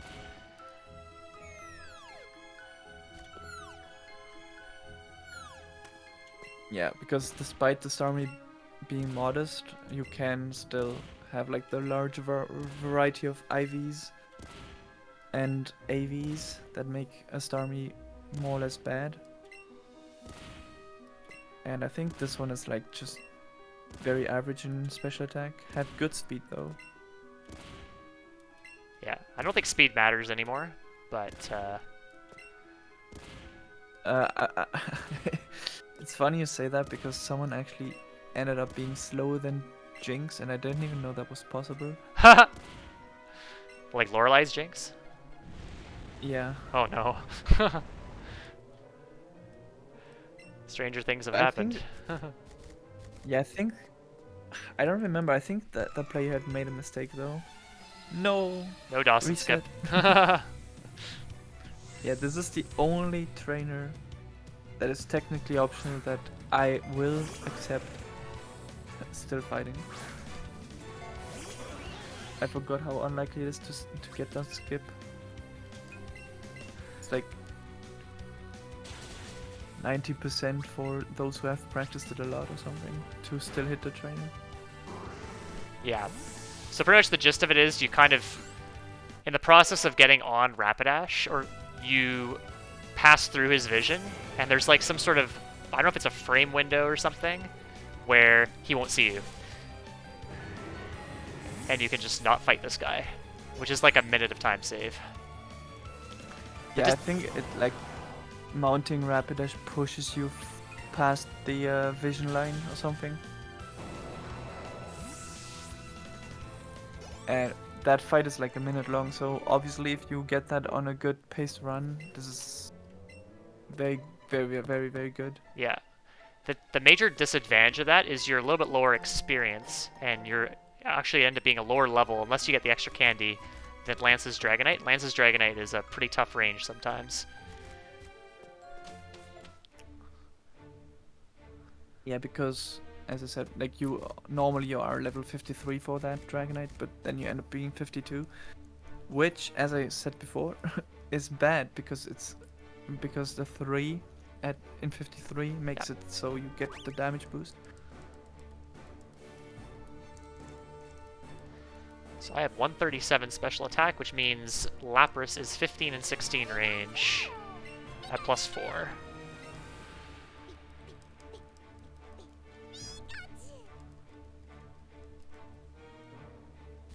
But How Jake, much did you say? 15 and 16 range on Lapras. What special attack do you 137. have? Oh no, it's guaranteed because you're a level higher. You're Oh, you're okay, gonna be okay. level 53, aren't you? No, oh no, wait. Are you gonna be 53? I forgot. I forgot what the extra candy does. I might be level Let's 53 find for the out. Jinx, though. Maybe. I don't know. Forgot. Been too long.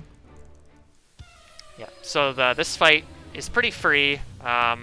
In my little PB, actually, I died to this fight. I went for a 13 and 16 on Jinx and missed it. And she killed me because I was at low HP. Lucky. Because I didn't heal before Lorelei. Because I didn't need to.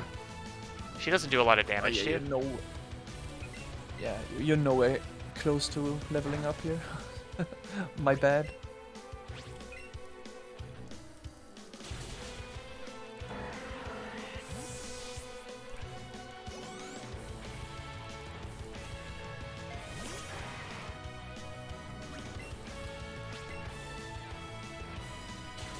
Okay, got the 15 and 16. I do have to go for Hydro Pump on Jinx, though. Content. Good. Congrats. Alright, I'm saving 2 minutes on my PB on this fight alone. Let's go.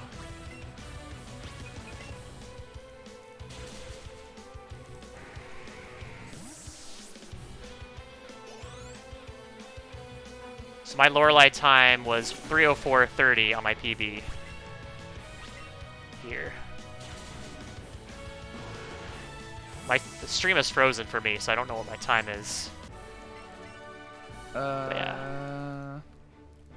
You are on. Wait.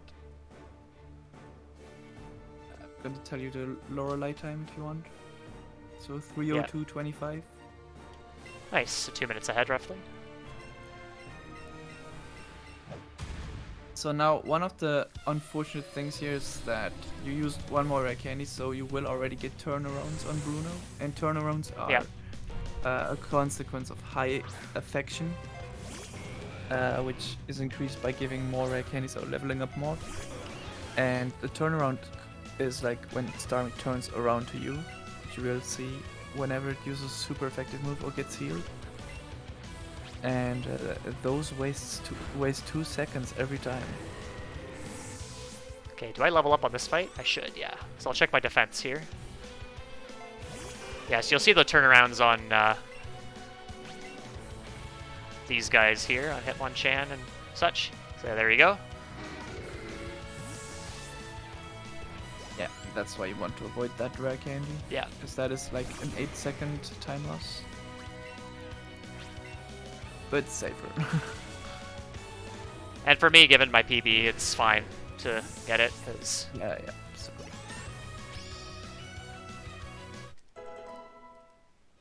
112, yeah, that was a 141. later optimization that we found, because we at first didn't even know what causes those turnarounds.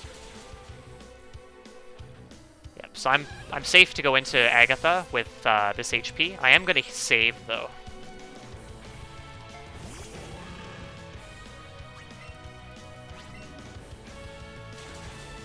Actually, is it better to save or to heal? I don't know. I guess it doesn't matter. Because I could die to crit. I Or would is it heal. heal, no save? And I mean, you have rapid dash in the back, so you can always win without saving. Yeah, it's true. Whoop, I wasn't quite up to her. Okay, so this fight's kind of tricky, but it can go fairly well. So you set up an X special on the Arbok. The Arbok will do one of several things. It can use Crunch, in which case you have to kill it right away. If it uses Glare, and you break out of the paralysis right away, you kill it right away. Otherwise, you set up an X speed, and then use a full restore.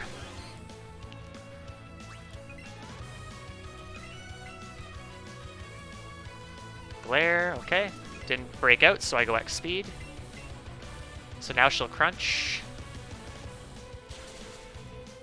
Now I use the full restore.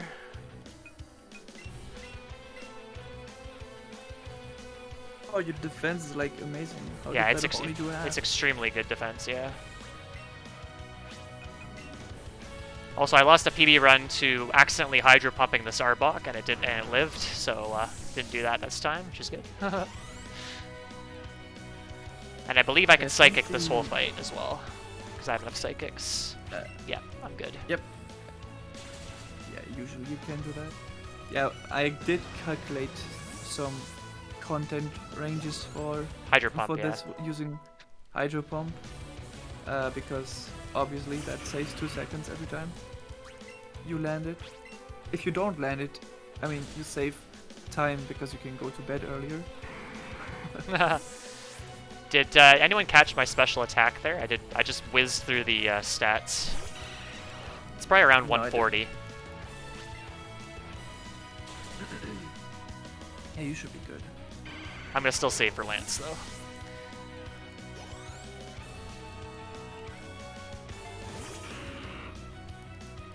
If you have good special attack, you can. It's very rare to die to Lance, but in the setup you can take an untimely crit, which is obviously not good.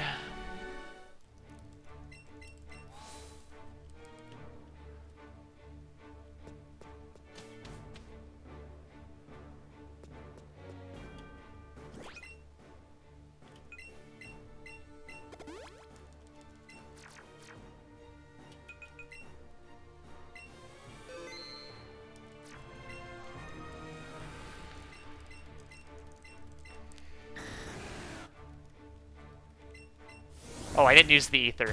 I'm just gonna do it in battle, I guess. I've done this before. Yeah, it's Not the too end. bad. Not the end of the world. Or specifically the max elixir, because that's what I grabbed. So this fight is, I'll be using an X special defend, because this Sieger is going to be hitting me with a lot of his special moves. I'll use an X speed, and then I will also use 3 X special attacks, so I get fully set up here.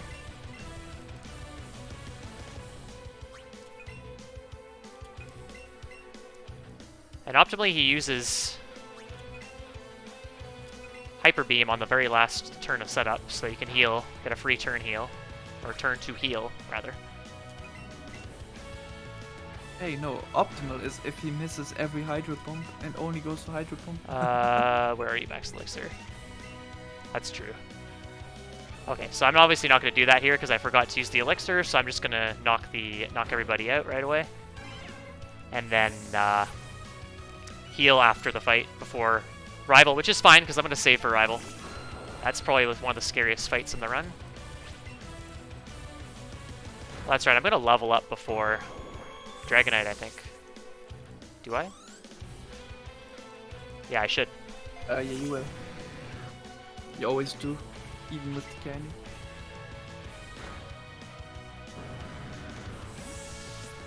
Yeah, so I'm guaranteed, actually, to one hit.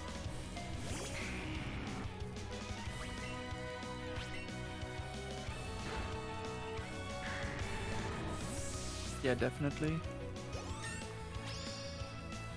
Just keep a close eye on the special attack here. 144.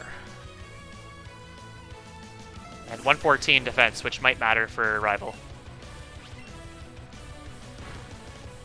In terms of whether the Rival uses its priority move.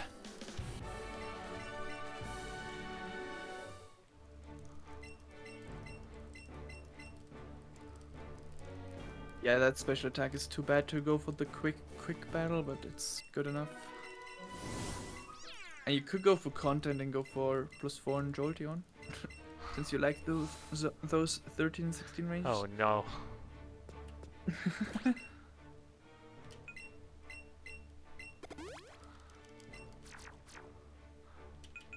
Saving here, I don't know why. I should save inside, but that's okay. One last movie to skip here. I didn't know this movie could be skipped for a while, so first few runs I did of this, I did not skip that.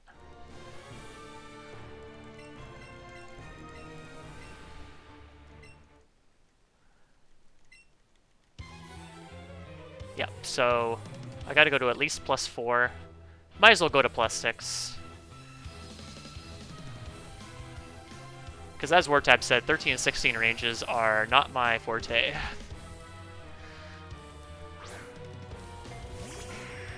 And I think I'm pretty comfortably on PB pace right now, so...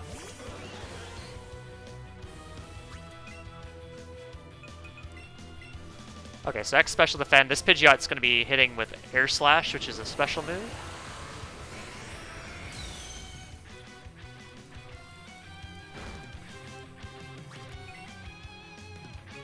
Oh. 1.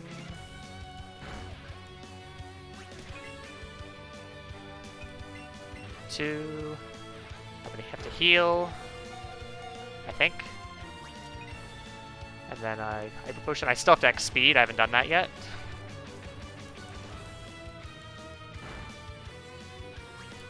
I could have actually... Yeah, I was supposed to heal there. That's fine. Okay.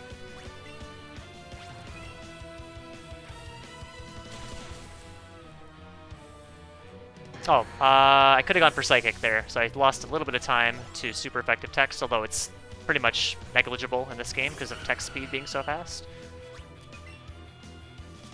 So this Vileplume will always go for Solar Beam, which means I get a free turn of setup.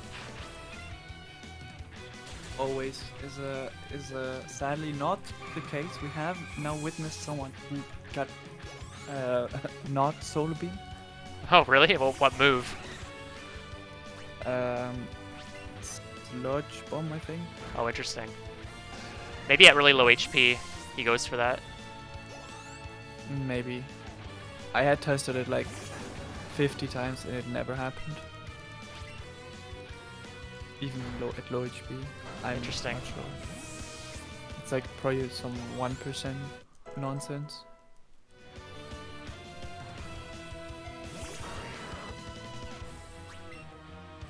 Yeah, from here the battle is like free and... Okay, so Pokemon. 3:15:03 is my champion split time. I'm going to lose a little bit of time in the Hall of Fame because I have Rapidash, though. Yeah.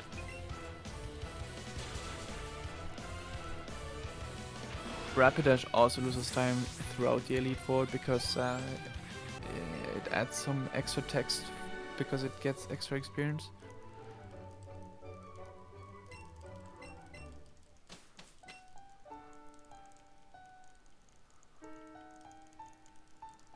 Well, GG. Congrats on your dude. new PB. Yeah, I saved about 2 minutes. just maybe a little bit under that. Well, I've been trying a really long time to get a sub 315 in this game, and never thought I would get it in the marathon, of all places. Especially with all the saving. Yeah, And... this was a very clean run.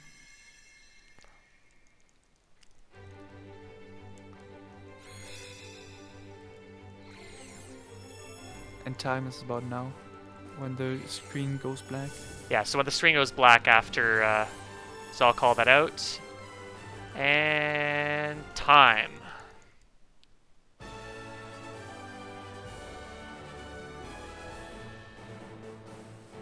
Almost a sub 314 as well. Damn. Or I think the time on the time got called a bit early on the time Yeah, on the stream, so we have to retime it. All right. I mean, I'm gonna retime it anyway. thanks for the GGs, folks. Much appreciated. Yeah, that was a lot of fun. I was really happy to be a part of this. Thanks, Wartab, for commentating. Wartab really did a lot of the routing for this game, so and I use his notes that he put together for public use. So if you're interested in Switch speedrunning Pokemon games and Let's Go in particular, you can join the Discord. I think it's posted on speedrun.com somewhere, so be sure to check that out. Yeah, it's in the Discord tab. Yeah, You can just click there. it's a really good community. There's a lot of really good runners who are more than happy to help you. I've asked a lot of questions in there in terms of various techniques and optimizations, and they've been more than willing to share their advice, so highly recommend.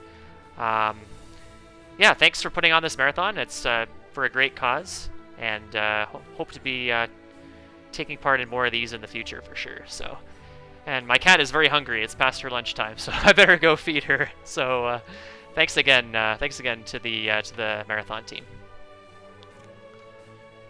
I can relate to your cat.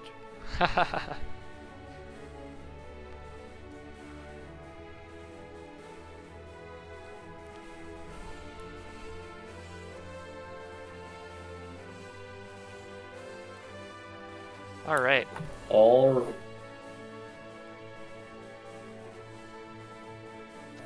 There's actually another Let's Go race happening right now, but it's like I'm not gonna do it because I need a break. So we started a little bit later than planned. But that's okay. Well, you finished earlier. Yeah, PB'd. Congrats. Thanks, man. Congrats. Yeah, thanks again for. Thanks for having me. Yeah, absolutely. Well, I'll probably talk to you tomorrow on the marathon planning for PSR.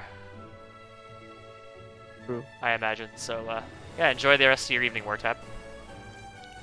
Thank you. You too. Yep. Have a good one. Yep, thank you. Thanks, guys. I'm going to sign out. That's all right? Yeah, you're good. All right. Thanks, guys.